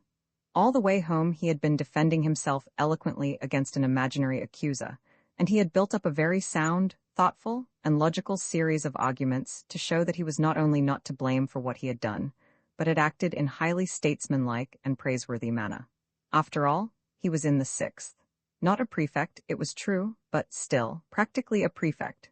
The headmaster disliked unpleasantness between school and town, much more so between the 6th form of the school and the town. Therefore, he had done his duty in refusing to be drawn into a fight with Albert and friends. Besides, why should he be expected to join in whenever he saw a couple of fellows fighting? It wasn't reasonable. It was no business of his. Why, it was absurd. He had no quarrel with those fellows. It wasn't cowardice. It was simply that he had kept his head better than Drummond and seen further into the matter. Besides, but when he sat down in his chair, this mood changed. There is a vast difference between the view one takes of things when one is walking briskly, and that which comes when one thinks the thing over coldly. As he sat there, the wall of defense which he had built up slipped away brick by brick, and there was the fact staring at him, without covering or disguise. It was no good arguing against himself. No amount of argument could wipe away the truth. He had been afraid and had shown it. And he had shown it when, in a sense, he was representing the school, when Riken looked to him to help it keep its end up against the town. The more he reflected, the more he saw how far-reaching were the consequences of that failure in the hour of need. He had disgraced himself. He had disgraced Seymour's. He had disgraced the school. He was an outcast. This mood, the natural reaction from his first glow of almost jaunty self-righteousness, lasted till the lock-up bell rang, when it was succeeded by another. This time he took a more reasonable view of the affair. It occurred to him that there was a chance that his defection had passed unnoticed. Nothing could make his case seem better in his own eyes, but it might be that the thing would end there. The house might not have lost credit. An overwhelming curiosity seized him to find out how it had all ended. The 10 minutes of grace which followed the ringing of the lock-up bell had passed. Drummond and the rest must be back by now. He went down the passage to Drummond's study. Somebody was inside. He could hear him. He knocked at the door. Drummond was sitting at the table reading. He looked up and there was a silence. Sheen's mouth felt dry. He could not think how to begin. He noticed that Drummond's face was unmarked. Looking down, he saw that one of the knuckles of the hand that held the book was swollen and cut. Drummond lowered the book. "Get out," he said. He spoke without heat, calmly, as if he were making some conventional remark by way of starting a conversation. "I only came to ask." "Get out," said Drummond again. There was another pause. Drummond raised his book and went on reading. Sheen left the room. Outside he ran into Linton. Unlike Drummond, Linton bore marks of the encounter. As in the case of the hero of Calverley's poem, one of his speaking eyes was sable. The swelling of his lip was increased. There was a deep red bruise on his forehead. In spite of these injuries, however, he was cheerful. He was whistling when Sheen collided with him. "Sorry," said Linton, and went on into the study. "Well," he said, "how are you feeling, Drummond? Lucky beggar, you haven't got a mark. I wish I could duck like you." "Well, we have fought the good fight. Exit Albert, sweep him up. You gave him enough to last him for the rest of the term. I couldn't tackle the brute. He's as strong as a hoss. My word, it was lucky you happened to come up. Albert was making hay of us. Still, all's well that ends well. We have smitten the Philistines this day, by the way. What's up now? Who was that chap with you when you came up?" "Which chap? I thought I saw someone." "You shouldn't eat so much tea. You saw double." "There wasn't anybody." "No," said Drummond. "Not Sheen?" "No," said Drummond, irritably. "How many more times do you want me to say it?"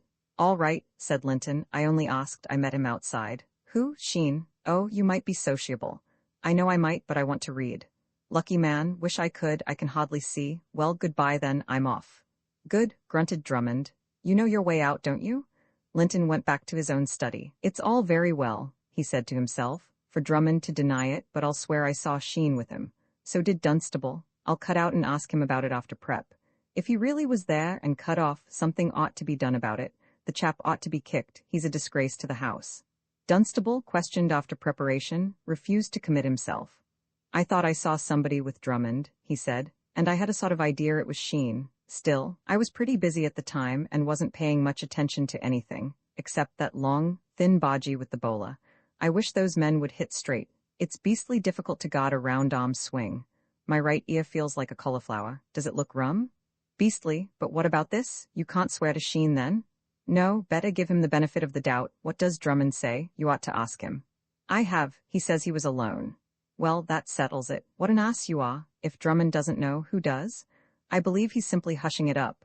"Well, let us hush it up too. It's no good bothering about it. We licked them all right. But it's such a beastly thing for the house." "Then why the dickens do you want it to get about? Surely the best thing you can do is to dry up and say nothing about it. But something ought to be done. What's the good of troubling about a man like Sheen? He never was any good, and this doesn't make him very much worse. Besides, he'll probably be sick enough on his own account. I know I should if I'd done it, and anyway, we don't know that he did do it." "I'm certain he did. I could swear it was him. Anyhow, for goodness sake, let the thing drop." "All right, but I shall cut him." "Well, that would be punishment enough for anybody, whatever he'd done. Fancy existence without your bright conversation. It doesn't bear thinking of. You do look a freak with that eye and that lump on your forehead. You ought to wear a mask. That ear of yours, said Linton with satisfaction, will be about 3 times its ordinary size tomorrow. And it always was too large. Good night. On his way back to Seymour's, Mason of Appleby's, who was standing at his house gate imbibing fresh air, preparatory to going to bed, accosted him. I say, Linton, he said. Hullo, you look a wreck, don't you? I say, what's all this about your house? What about my house? Funking and all that. Sheen, you know, Stanning has just been telling me. Then he saw him too? Exclaimed Linton involuntarily. Oh, it's true then, did he really cut off like that? Stanning said he did, but I wouldn't believe him at first. You aren't going? Good night. So the thing was out. Linton had not counted on Stanning having seen what he and Dunstable had seen. It was impossible to hush it up now. The scutcheon of Seymour's was definitely blotted. The name of the house was being held up to Scone and Appleby's, probably everywhere else as well. It was a nuisance, thought Linton, but it could not be helped. After all, it was a judgment on the house for harboring such a specimen as Sheen. In Seymour's there was tumult and an impromptu indignation meeting. Stanning had gone to work scientifically. From the moment that, ducking under the guard of a sturdy town youth, he had caught sight of Sheen retreating from the fray, he had grasped the fact that here, ready-made, was his chance of working off his grudge against him. All he had to do was to spread the news abroad, and the school would do the rest. On his return from the town, he had mentioned the facts of the case to 1 or 2 of the more garrulous members of his house, and they had passed it on to everybody they met during the interval in the middle of preparation. By the end of preparation, half the school knew what had happened. Seymour's was furious. The senior day-room to a man condemned Sheen. The junior day-room was crimson in the face and incoherent. The demeanor of a junior in moments of excitement generally lacks that repose which mocks the philosopher. He ought to be kicked, shrilled Renford. We shall get rotted by those kids in Dexter's, moaned Harvey. Disgracing the house? Thundered Watson. Let's go and chuck things at his door, suggested Renford. A move was made to the passage in which Sheen's study was situated, and, with divers groans and howls, the junior day-room hove football boots and cricket stumps at the door. The success of the meeting, however, was entirely neutralized by the fact that in the same passage stood the study of Rigby, the head of the house. Also, Rigby was trying at the moment to turn into idiomatic Greek verse the words. The days of peace and slumberous calm have fled, and this corroboration of the statement annoyed him to the extent of causing him to dash out and sow lines among the revellers, like some monarch scattering largesse. The junior day-room retired to its lair to inveigh against the brutal ways of those in authority and begin working off the commission it had received. The howls in the passage were the first official intimation Sheen had received that his shortcomings were public property. The word funk, shouted through his keyhole, had not unnaturally given him an inkling as to the state of affairs. So Drummond had given him away, he thought. Probably he had told Linton the whole story the moment after he, Sheen, had met the latter at the door of the study, and perhaps he was now telling it to the rest of the house. Of all the mixed sensations from which he suffered, as he went to his dormitory that night, one of resentment against Drummond was the keenest. Sheen was in the 4th dormitory, where the majority of the day-room slept. He was in the position of a sort of extra house prefect, as far as the dormitory was concerned. It was a large dormitory, and Mr. Seymour had fancied that it might, perhaps, be something of a handful for a single prefect. As a matter of fact, however, Drummond, who was in charge, had shown early in the term that he was more than capable of managing the place single-handed. He was popular and determined. The dormitory was orderly, partly because it liked him, principally because it had to be. He had an opportunity of exhibiting his powers of control that night. When Sheen came in, the room was full. Drummond was in bed, reading his novel. The other ornaments of the dormitory were in various stages of undress. As Sheen appeared, a sudden hissing broke out from the farther corner of the room. Sheen flushed and walked to his bed. The hissing increased in volume and richness. "Shut up that noise," said Drummond, without looking up from his book. The hissing diminished. Only 2 or 3 of the more reckless kept it up. Drummond looked across the room at them. "Stop that noise and get into bed," he said quietly. The hissing ceased. He went on with his book again. Silence reigned in dormitory 4. Vi Albert redivivus by murdering in cold blood a large and respected family, and afterwards depositing their bodies in a reservoir, one may gain, we are told, much unpopularity in the neighborhood of one's crime, while robbing a church will get one cordially disliked especially by the vicar. But to be really an outcast, to feel that one has no friend in the world, one must break an important public school commandment. Sheen had always been something of a hermit. In his most sociable moments he had never had more than one or two friends, but he had never before known what it meant to be completely isolated. It was like living in a world of ghosts, or, rather, like being a ghost in a living world. That disagreeable experience of being looked through, as if one were invisible, comes to the average person, it may be half a dozen times in his life. Sheen had to put up with it 100 times a day. People who were talking to one another stopped when he appeared and waited until he had passed on before beginning again. Altogether, he was made to feel that he had done for himself, that as far as the life of the school was concerned, he did not exist. There had been some talk, particularly in the senior day room, of more active measures. It was thought that nothing less than a court-martial could meet the case, but the house prefects had been against it. Sheen was in the sixth and, however monstrous and unspeakable might have been his acts, it would hardly do to treat him as if he were a junior. And the scheme had been definitely discouraged by Drummond, who had stated, without wrapping the gist of his remarks in elusive phrases, that in the event of a court-martial being held, he would interview the president of the same and knock his head off. So Seymour's had fallen back on the punishment which from their earliest beginnings the public schools have meted out to their criminals. They had cut Sheen dead. In a way, Sheen benefited from this excommunication. Now that he could not even play fives, for want of an opponent, there was nothing left for him to do but work. Fortunately, he had an object. The Gotford would be coming on in a few weeks, and the more work he could do for it, the better. Though Stanning was the only one of his rivals whom he feared, and though he was known to be taking very little trouble over the matter, it was best to run as few risks as possible. Stanning was one of those people who produce great results in their work without seeming to do anything for them. So Sheen shut himself up in his study and ground grimly away at his books, and for exercise went for cross-country walks. It was a monotonous kind of existence. For the space of a week the only Wrykinian who spoke a single word to him was Bruce, the son of the Conservative candidate for Wrykin, and Bruce's conversation had been limited to 2 remarks. He had said, "You might play that again, will you?" And later, "Thanks." He had come into the music room while Sheen was practicing one afternoon, and had sat down, without speaking, on a chair by the door. When Sheen had played for the second time the piece which had won his approval, Bruce thanked him and left the room. As the solitary break in the monotony of the week, Sheen remembered the incident rather vividly. Since the great rout of Albert and his minions outside Cook's, things, as far as the seniors were concerned, had been quiet between school and town. Linton and Dunstable had gone to and from Cook's 2 days in succession, without let or hindrance. It was generally believed that, owing to the unerring way in which he had put his head in front of Drummond's left on that memorable occasion, the scarlet-haired one was at present dry-docked for repairs. The story in the school, it had grown with the days, was that Drummond had laid the enemy out on the pavement with a sickening crash, and that he had still been there at, so to speak, the close of play. As a matter of fact, Albert was in excellent shape, and only an unfortunate previous engagement prevented him from ranging the streets near Cook's as before. Sir William Bruce was addressing a meeting in another part of the town, and Albert thought it his duty to be on hand to boo. In the junior portion of the school, the feud with the town was brisk. Mention has been made of a certain St. Jude's, between which seat of learning and the fags of Dexter's and the schoolhouse there was a spirited vendetta. Jackson, of Dexter's, was one of the pillars of the movement. Jackson was a calm-browed lad, yet mad, at moments, as a hatter, and he derived a great deal of pleasure from warring against St. Jude's. It helped him to enjoy his meals. He slept the better for it. After a little turn-up with a Judy, he was fuller of that spirit of manly fortitude and forbearance so necessary to those whom fate brought frequently into contact with Mr. Dexter. The Judys were mortarboards, and it was an enjoyable pastime sending these spinning into space during one of the usual rencontres in the High Street.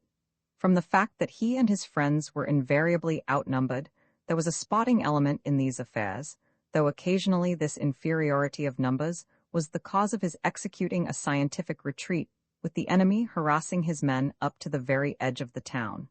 This had happened on the last occasion. There had been casualties. No fewer than 6 housecaps had fallen into the enemy's hands, and he himself had been tripped up and rolled in a puddle. He burned to avenge this disaster. Coming down to Cook's, he said to his ally, Painter, "It was just a week since the Sheen episode." "All right," said Painter. "Suppose we go by the High Street," suggested Jackson, casually. "Then we'd better get a few more chaps," said Painter. A few more chaps were collected, and the party, numbering 8, set off for the town. There were present such stalwarts as Barwick and Crowell, both of Dexter's, and Tomlin, of the schoolhouse, a useful man to have by you in an emergency.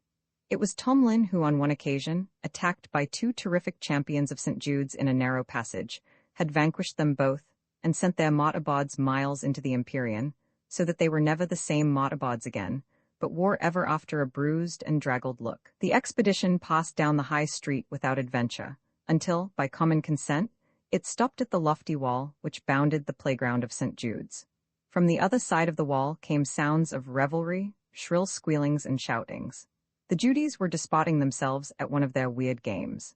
It was known that they played touch last, and scandal said that another of their favorite recreations was marbles. The juniors at Riken believed that it was to hide these excesses from the gaze of the public that the playground wall had been made so high. Eyewitnesses, who had peeped through the door in the said wall, reported that what the Judies seemed to do mostly was to chase one another about the playground, shrieking at the top of their voices. But they added, this was probably a mere ruse to divert suspicion. They had almost certainly got the marbles in their pockets all the time. The expedition stopped and looked itself in the face. How about buzzing something at them? Said Jackson earnestly. You can get oranges over the road, said Tomlin in his helpful way. Jackson vanished into the shop indicated and reappeared a few moments later with a brown paper bag. It seems a beastly waste, suggested the economical painter. That's all right, said Jackson. They're all bad. The man thought I was rotting him when I asked if he'd got any bad oranges, but I got them at last. Give us a leg up, someone. Willing hands urged him to the top of the wall. He drew out a green orange and threw it. There was a sudden silence on the other side of the wall. Then a howl of wrath went up to the heavens. Jackson rapidly emptied his bag. Got him? He exclaimed as the last orange sped on its way. Look out, they're coming. The expedition had begun to move off with quiet dignity, when from the doorway in the wall there poured forth a stream of martabodded warriors, shrieking defiance. The expedition advanced to meet them. As usual, the Judies had the advantage in numbers, and, filled to the brim with righteous indignation, they were proceeding to make things uncommonly warm for the invaders. Painter had lost his cap, and Tomlin 3 waistcoat buttons, when the eye of Jackson, roving up and down the street, was caught by a Seymour's cap. He was about to shout for assistance when he perceived that the newcomer was Sheen, and refrained. It was no use, he felt, asking Sheen for help. But just as Sheen arrived and the ranks of the expedition were beginning to give way before the strenuous onslaught of the Judies, the latter, almost with one accord, turned and bolted into their playground again. Looking round, Tomlin, that first of generals, saw the reason and uttered a warning. A mutual foe had appeared. From a passage on the left of the road, there had debouched on to the field of action Albert himself and 2 of his band. The expedition flew without false shame. It is to be doubted whether one of Albert's caliber would have troubled to attack such small game, but it was the firm opinion of the Riken fags and the Judies that he and his men were to be avoided. The newcomers did not pursue them. They contented themselves with shouting at them.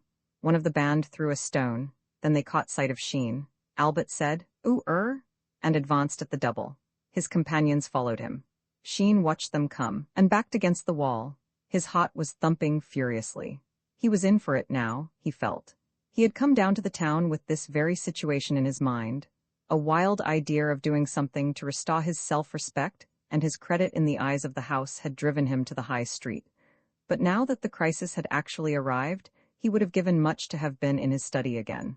Albert was quite close now. Sheen could see the marks which had resulted from his interview with Drummond. With all his force, Sheen hit out, and experienced a curious thrill as his fist went home. It was a poor blow from a scientific point of view, but Sheen's 5s had given him muscle, and it checked Albert. That youth, however, recovered rapidly, and the next few moments passed in a whirl for Sheen. He received a stinging blow on his left ear, and another which deprived him of his whole stock of breath, and then he was on the ground, conscious only of a wish to stay there forever. Roman 7 Mr. Joe Bevan, almost involuntarily, he staggered up to receive another blow which sent him down again. "That'll do," said a voice. Sheen got up, panting. Between him and his assailant stood a short, sturdy man in a tweed suit. He was waving Albert back, and Albert appeared to be dissatisfied. He was arguing hotly with the newcomer. "Now, you go away," said that worthy, mildly. "Just you go away." Albert gave it as his opinion that the speaker would do well not to come interfering in what didn't concern him. What he wanted, asserted Albert, was a thick ear. Coming pushing yourself in, added Albert querulously. You go away, repeated the stranger. You go away, I don't want to have trouble with you. Albert's reply was to hit out with his left hand in the direction of the speaker's face. The stranger, without fuss, touched the back of Albert's wrist gently with the palm of his right hand, and Albert, turning round in a circle, ended the maneuver with his back towards his opponent. He faced round again irresolutely. The thing had surprised him. You go away, said the other, as if he were making the observation for the first time. It's Joe Bevan, said one of Albert's friends excitedly. Albert's jaw fell. His freckled face paled. You go away, repeated the man in the tweed suit, whose conversation seemed inclined to run in a groove. This time Albert took the advice, his friends had already taken it. Thanks, said Sheen. Beware, said Mr. Bevan oracularly, of entrance to a quarrel, but being in, bet that th opposed may beware of thee.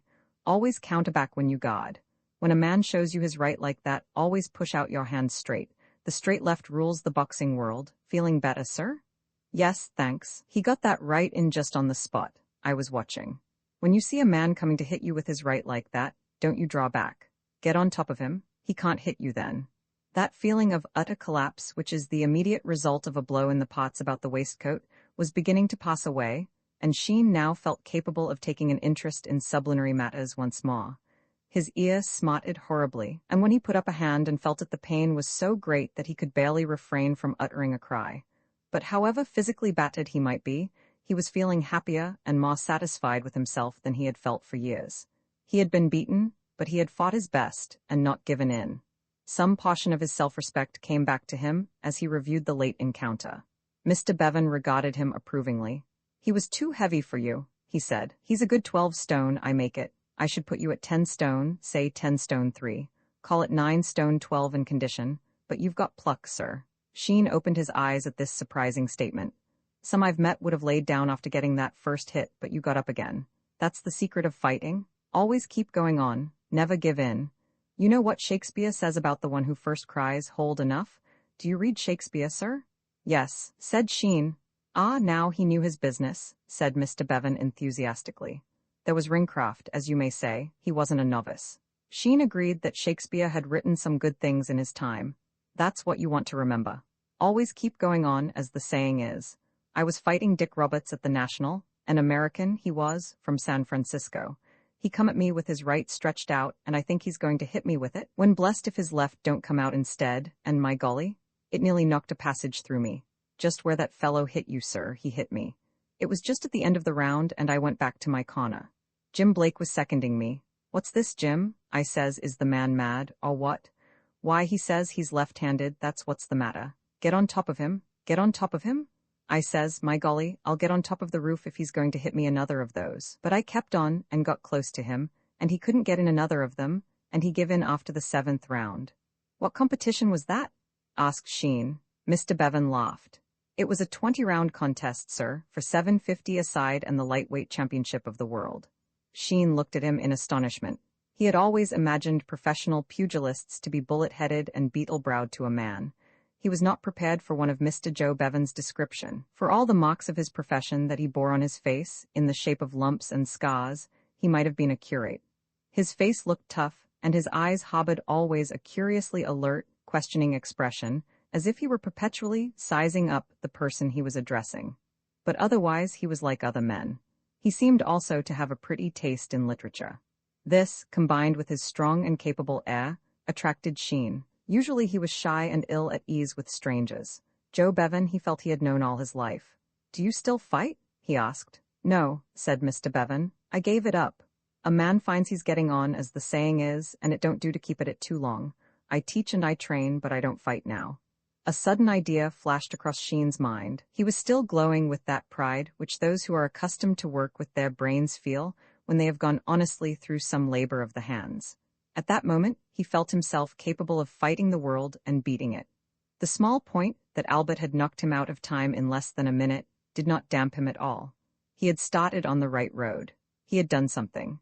He had stood up to his man till he could stand no longer. An unlimited vista of action stretched before him. He had tasted the pleasure of the fight, and he wanted more. Why, he thought, should he not avail himself of Joe Bevan's services to help him put himself right in the eyes of the house? At the end of the term, Shortly before the public schools competitions at Aldershot, inter-house boxing cups were competed for at Riken. It would be a dramatic act of reparation to the house if he could win the lightweight cup for it. His imagination, jumping wide gaps, did not admit the possibility of his not being good enough to win it. In the scene which he conjured up in his mind, he was an easy victor. After all, there was the greater part of the term to learn in, and he would have a champion of the world to teach him. Mr. Bevan cut in on his reflections as if he had heard them by some process of wireless telegraphy. "Now, look here, sir," he said. "You should let me give you a few lessons. You're plucky, but you don't know the game as yet, and boxing's a thing everyone ought to know. Supposition is, you're crossing a field or going down a street with your sweetheart or your wife." Sheen was neither engaged nor married, but he let the point pass. And up comes one of these hooligans, as they call him. What are you going to do if he starts his games? Why, nothing, if you can't box. You may be plucky, but you can't beat him. And if you beat him, you'll get half-murdered yourself. What you want to do is to learn to box, and then what happens? Why, as soon as he sees you shaping, he says to himself, "Hullo, this chap knows too much for me. I'm off," and off he runs. Our supposition is he comes for you. You don't mind. Not you. You give him one punch in the right place and then you go off to your tea, leaving him lying there. He won't get up. "I'd like to learn," said Sheen. "I should be awfully obliged if you'd teach me. I wonder if you could make me any good by the end of the term. The house competitions come off then." "That all depends, sir. It comes easier to some than others. If you know how to shoot your left out straight, that's as good as 6 months teaching. After that, it's all ringcraft. The straight left beats the world." "Where shall I find you?" "I'm training a young chap, 8 stone 7, and he's got to get down to 8 stone 4 for a bantamweight match at an inn up the river here. I dare say you know it, sir. Or anyone would tell you where it is. The Blue Bar, it's called. You come there any time you like to name, sir, and you'll find me." "I should like to come every day," said Sheen. "Would that be too often?"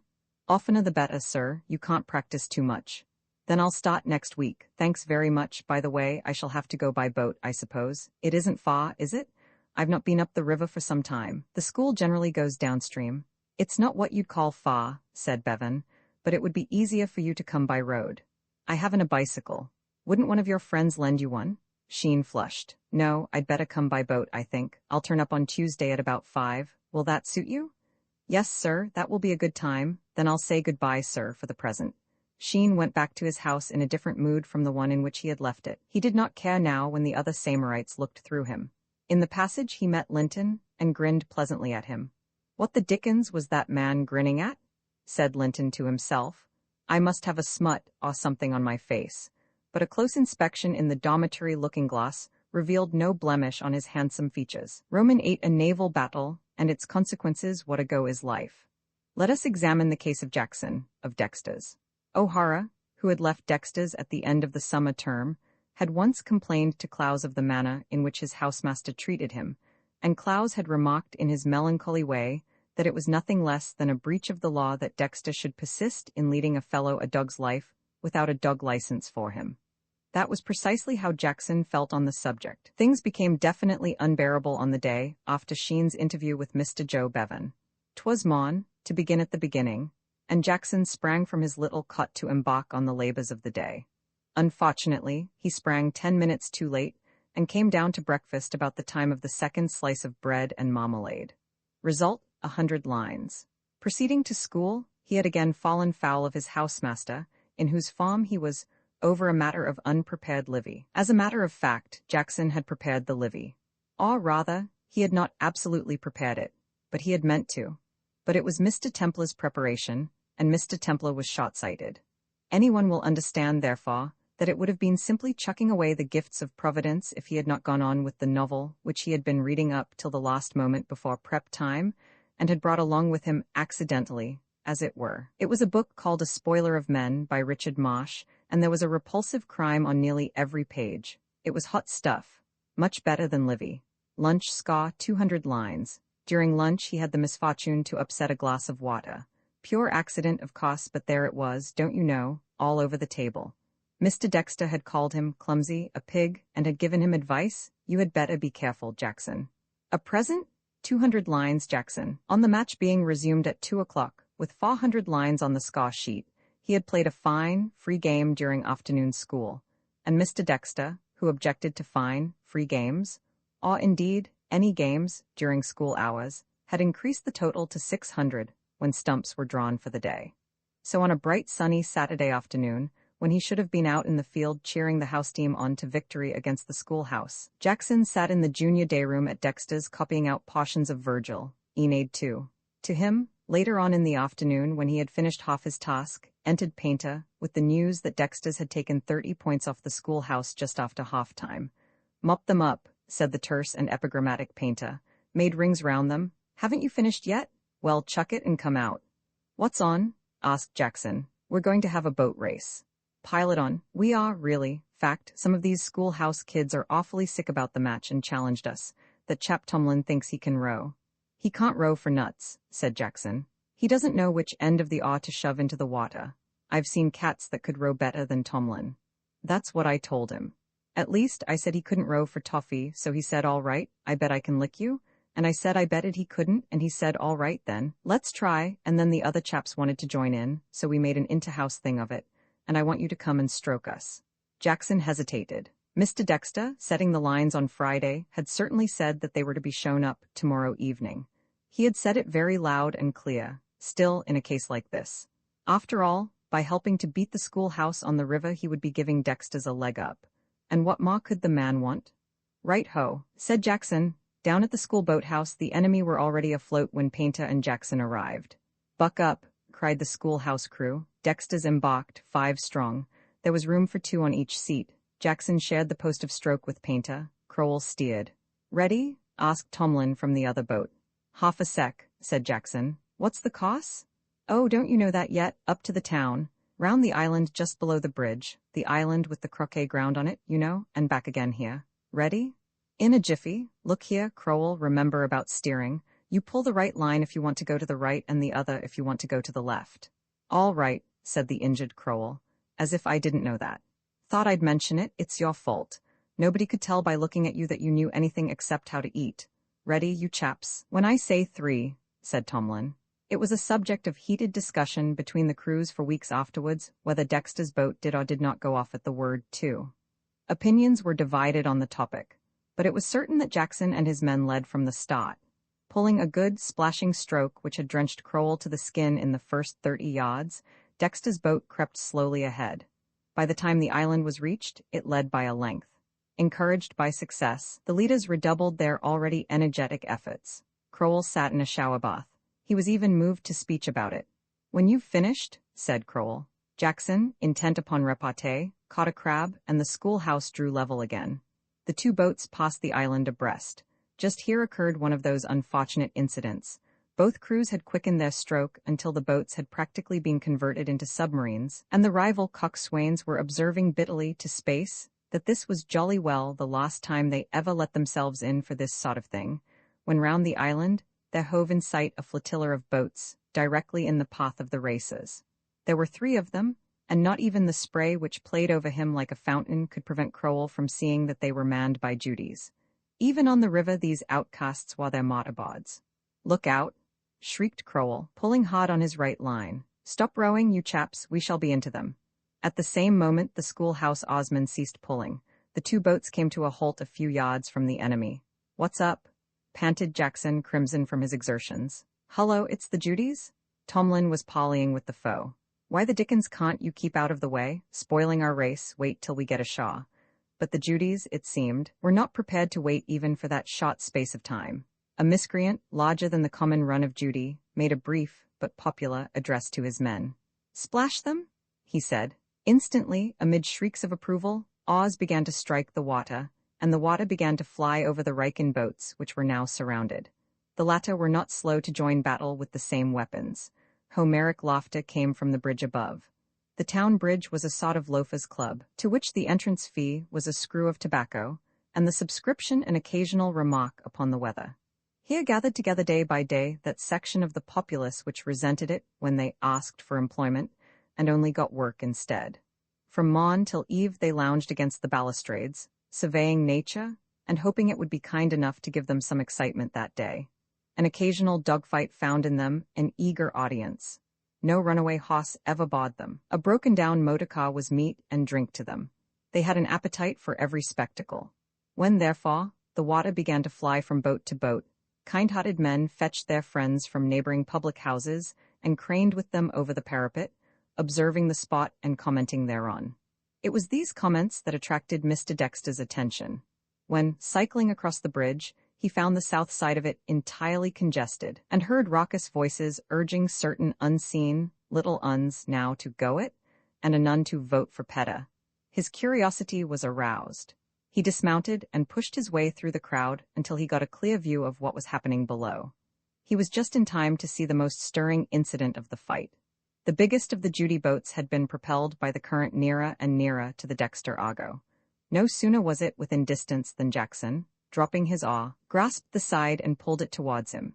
The two boats crashed together and rocked violently as the crews rose from their seats and grappled with one another. A hurricane of laughter and applause went up from the crowd upon the bridge. The next moment, both boats were bottom upwards and drifting sluggishly down towards the island, while the crews swam like rats for the other boats. Every Rykinian had to learn to swim before he was allowed on the river, so that the peril of Jackson and his crew was not extreme. And it was soon speedily evident that swimming was also part of the Judy curriculum, for the shipwrecked ones were soon climbing drippingly on board the surviving ships, where they sat and made puddles and shrieked defiance at their antagonists. This was accepted by both sides as the end of the fight, and the combatants parted without further hostilities, each fleet believing that the victory was with them. And Mr. Dexter, mounting his bicycle again, rode home to tell the headmaster. That evening after preparation, the headmaster held a reception. Among distinguished visitors were Jackson, Painter, Tomlin, Crowell, and 6 others. On the Monday morning, the headmaster issued a manifesto to the school after prayers. He had, he said, for some time entertained the idea of placing the town out of bounds. He would do so now. No boy, unless he was a prefect, would be allowed till further notice to cross the town bridge. As regarded the river, for the future boating Rykinians must confine their attentions to the lower river.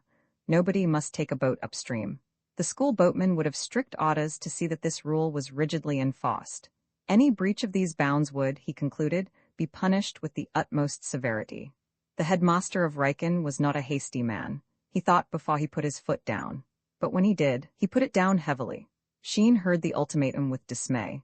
He was a law-abiding person, and here he was, faced with a dilemma that made it necessary for him to choose between breaking school rules of the most important kind, or pulling down all the castles he had built in the air before the mortar had had time to harden between their stones.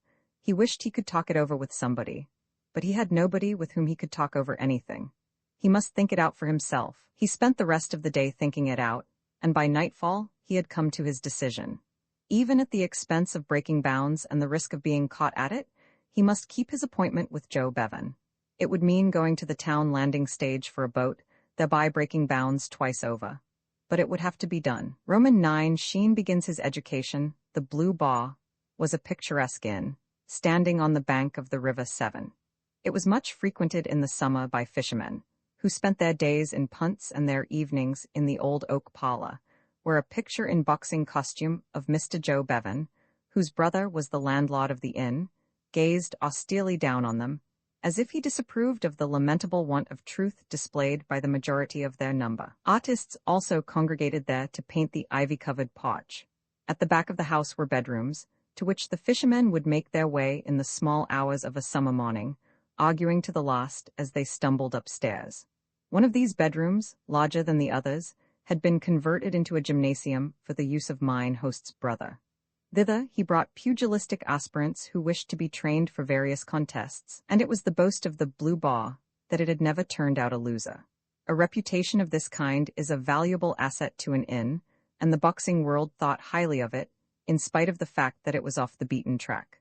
Certainly, the luck of the Blue Bar had been surprising. Sheen pulled steadily upstream on the appointed day, and after half an hour's work found himself opposite the little landing stage at the foot of the inn lawn. His journey had not been free from adventure. On his way to the town, he had almost run into Mr. Templar, and but for the lucky accident of that gentleman's shot sight, must have been discovered. He had reached the landing stage in safety, but he had not felt comfortable until he was well out of sight of the town. It was fortunate for him in the present case that he was being left so severely alone by the school. It was an advantage that nobody took the least interest in his goings and comings. Having moored his boat and proceeded to the inn, he was directed upstairs by the landlord, who was an enlarged and colored edition of his brother. From the other side of the gymnasium door came an unceasing and mysterious shuffling sound. He tapped at the door and went in. He found himself in a large, airy room, lit by 2 windows and a broad skylight. The floor was covered with linoleum, but it was the furniture that first attracted his attention. In a farther corner of the room was a circular wooden ceiling, supported by 4 narrow pillars. From the center of this hung a ball, about the size of an ordinary football. To the left, suspended from a beam, was an enormous leather bolster. On the floor, underneath a table bearing several pairs of boxing gloves, a skipping rope, and some wooden dumbbells, was something that looked like a dozen association footballs rolled into one. All the rest of the room, a space some few yards square, was bare of furniture. In this space a small sweater-clad youth, with a head of light hair cropped very short, was dotting about and ducking and hitting out with both hands at nothing, with such a serious, earnest expression on his face that Sheen could not help smiling. On a chair by one of the windows Mr. Joe Bevan was sitting, with a watch in his hand. As Sheen entered the room, the earnest young man made a sudden dash at him. The next moment he seemed to be in a sort of heavy shower of fists. They whizzed past his ear, flashed up from below within an inch of his nose, and tapped him caressingly on the waistcoat. Just as the shower was at its heaviest, his assailant darted away again, sidestepped an imaginary blow, ducked another, and came at him once more. None of the blows struck him, but it was with more than a little pleasure that he heard Joe Bevan call, "Time," and saw the active young gentleman sink panting into a seat. "You and your games, Francis," said Joe Bevan, reproachfully. "This is a young gentleman from the college come for tuition." "Gentlemen, won't mind, little joke, take it in spirit which is meant," said Francis, jerkily. Sheen hastened to assure him that he had not been offended. "You take your 2 minutes, Francis," said Mr. Bevan, "and then have a turn with the ball. Come this way, Mr. Sheen. Come this way, Mr. Sheen, and I'll show you where to put on your things." Sheen had brought his football clothes with him. He had not put them on for a year. "That's the lad I was speaking of. Getting on prime, he is. Fit to fight for his life, as the saying is. What was he doing when I came in? Oh, he always has 3 rounds like that every day. It teaches you to get about quick. You try it when you get back, Mr. Sheen. Fancy you're fighting me." "Are you sure I'm not interrupting you in the middle of your work?" asked Sheen. "Not at all, sir, not at all. I just have to rub him down and give him his shower bath, and then he's finished for the day." Having donned his football clothes and returned to the gymnasium, Sheen found Francis in a chair, having his left leg vigorously rubbed by Mr. Bevan. "You fond of dogs?" inquired Francis affably, looking up as he came in. Sheen replied that he was, and indeed, was possessed of one. The admission stimulated Francis, whose right leg was now under treatment, to a flood of conversation. He, it appeared, had always been one for dogs. Owned 2. Answering to the names of Tim and Tom. Beggars for rats, yes, and plucked duns? Well, he would like to see, would Francis, a dog that Tim or Tom would not stand up to. Clever, too? Why, once, Joe Bevan cut his soliloquy short at this point by leading him off to another room for his shower bath. But before he went, he expressed a desire to talk further with Sheen on the subject of dogs, and, learning that Sheen would be there every day, said he was glad to hear it. He added that for a brother dog lover, he did not mind stretching a point, so that if ever Sheen wanted a couple of rounds any day, he, Francis, would see that he got them. This offer, it may be mentioned, Sheen accepted with gratitude, and the extra practice he acquired thereby was subsequently of the utmost use to him. Francis, as a boxer, excelled in what is known in pugilistic circles as shiftiness. That is to say, he had a number of ingenious ways of escaping out of tight corners, and these he taught Sheen, much to the latter's profit. But this was later, when the Rykinian had passed those preliminary stages on which he was now to embark. The art of teaching boxing really well is a gift, and it is given to but a few. It is largely a matter of personal magnetism, and above all, sympathy. A man may be a fine boxer himself, up to every move of the game, and a champion of champions, but for all that he may not be a good teacher. If he has not the sympathy necessary for the appreciation of the difficulties experienced by the beginner, he cannot produce good results. A boxing instructor needs 3 qualities: skill, sympathy, and enthusiasm. Joe Bevan had all 3, particularly enthusiasm. His heart was in his work, and he carried Sheen with him. "Beautiful, sir, beautiful," he kept saying, as he guarded the blows, and Sheen, though too clever to be wholly deceived by the praise, for he knew perfectly well that his efforts up to the present had been anything but beautiful, was nevertheless encouraged, and put all he knew into his hits. Occasionally, Joe Bevan would push out his left glove. Then, if Sheen's guard was in the proper place and the push did not reach its destination, Joe would mutter a word of praise. If Sheen dropped his right hand, so that he failed to stop the blow, Bevan would observe, "Keep that guard up, sir," with almost a pained intonation, as if he had been disappointed in a friend. The constant repetition of this maxim gradually drove it into Sheen's head, so that towards the end of the lesson, he no longer lowered his right hand when he led with his left, and he felt the gentle pressure of Joe Bevan's glove less frequently. At no stage of a pupil's education did Joe Bevan hit him really hard, and in the first few lessons he could scarcely be said to hit him at all. He merely rested his glove against the pupil's face. On the other hand, he was urgent in imploring the pupil to hit him as hard as he could. "Don't be too kind, sir," he would chant. "I don't mind being hit. Let me have it, don't flap. Put it in with some weight behind it." He was also fond of mentioning that extract from Polonius' speech to Laertes, which he had quoted to Sheen on their first meeting. Sheen finished his first lesson, feeling hotter than he had ever felt in his life. "Hullo, sir, you're out of condition," commented Mr. Bevan. "Have a bit of a rest." Once more Sheen had learnt the lesson of his weakness. He could hardly realize that he had only begun to despise himself in the last fortnight. Before then, he had been, on the whole, satisfied with himself. He was brilliant at work, and would certainly get a scholarship at Oxford or Cambridge when the time came, and he had specialized in work to the exclusion of games. It is bad to specialize in games to the exclusion of work, but of the two causes the latter is probably the less injurious. One gains at least health by it. But Sheen now understood thoroughly what he ought to have learned from his study of the classics, that the happy mean was the thing at which to strive, and for the future he meant to aim at it. He would get the Gotford if he could, but also would he win the house boxing at his weight. After he had rested, he discovered the use of the big ball beneath the table. It was soft, but solid and heavy. By throwing this, the medicine ball, as they call it in the profession, at Joe Bevan, and catching it, Sheen made himself very hot again, and did the muscles of his shoulders a great deal of good. "That'll do for today then, sir," said Joe Bevan. "Have a good rub down tonight, or you'll find yourself very stiff in the morning." "Well, do you think I shall be any good?" asked Sheen. "You'll do fine, sir, but remember what Shakespeare says." "About vaulting ambition?" "No, sir, no, I meant what Hamlet says to the players. Now do not saw the air too much with your hand thus, but use all gently. That's what you've got to remember in boxing, sir. Take it easy. Easy and cool does it, and the straight left beats the world." Sheen paddled quietly back to the town with the stream, pondering over this advice. He felt that he had advanced another step. He was not foolish enough to believe that he knew anything about boxing as yet, but he felt that it would not be long before he did.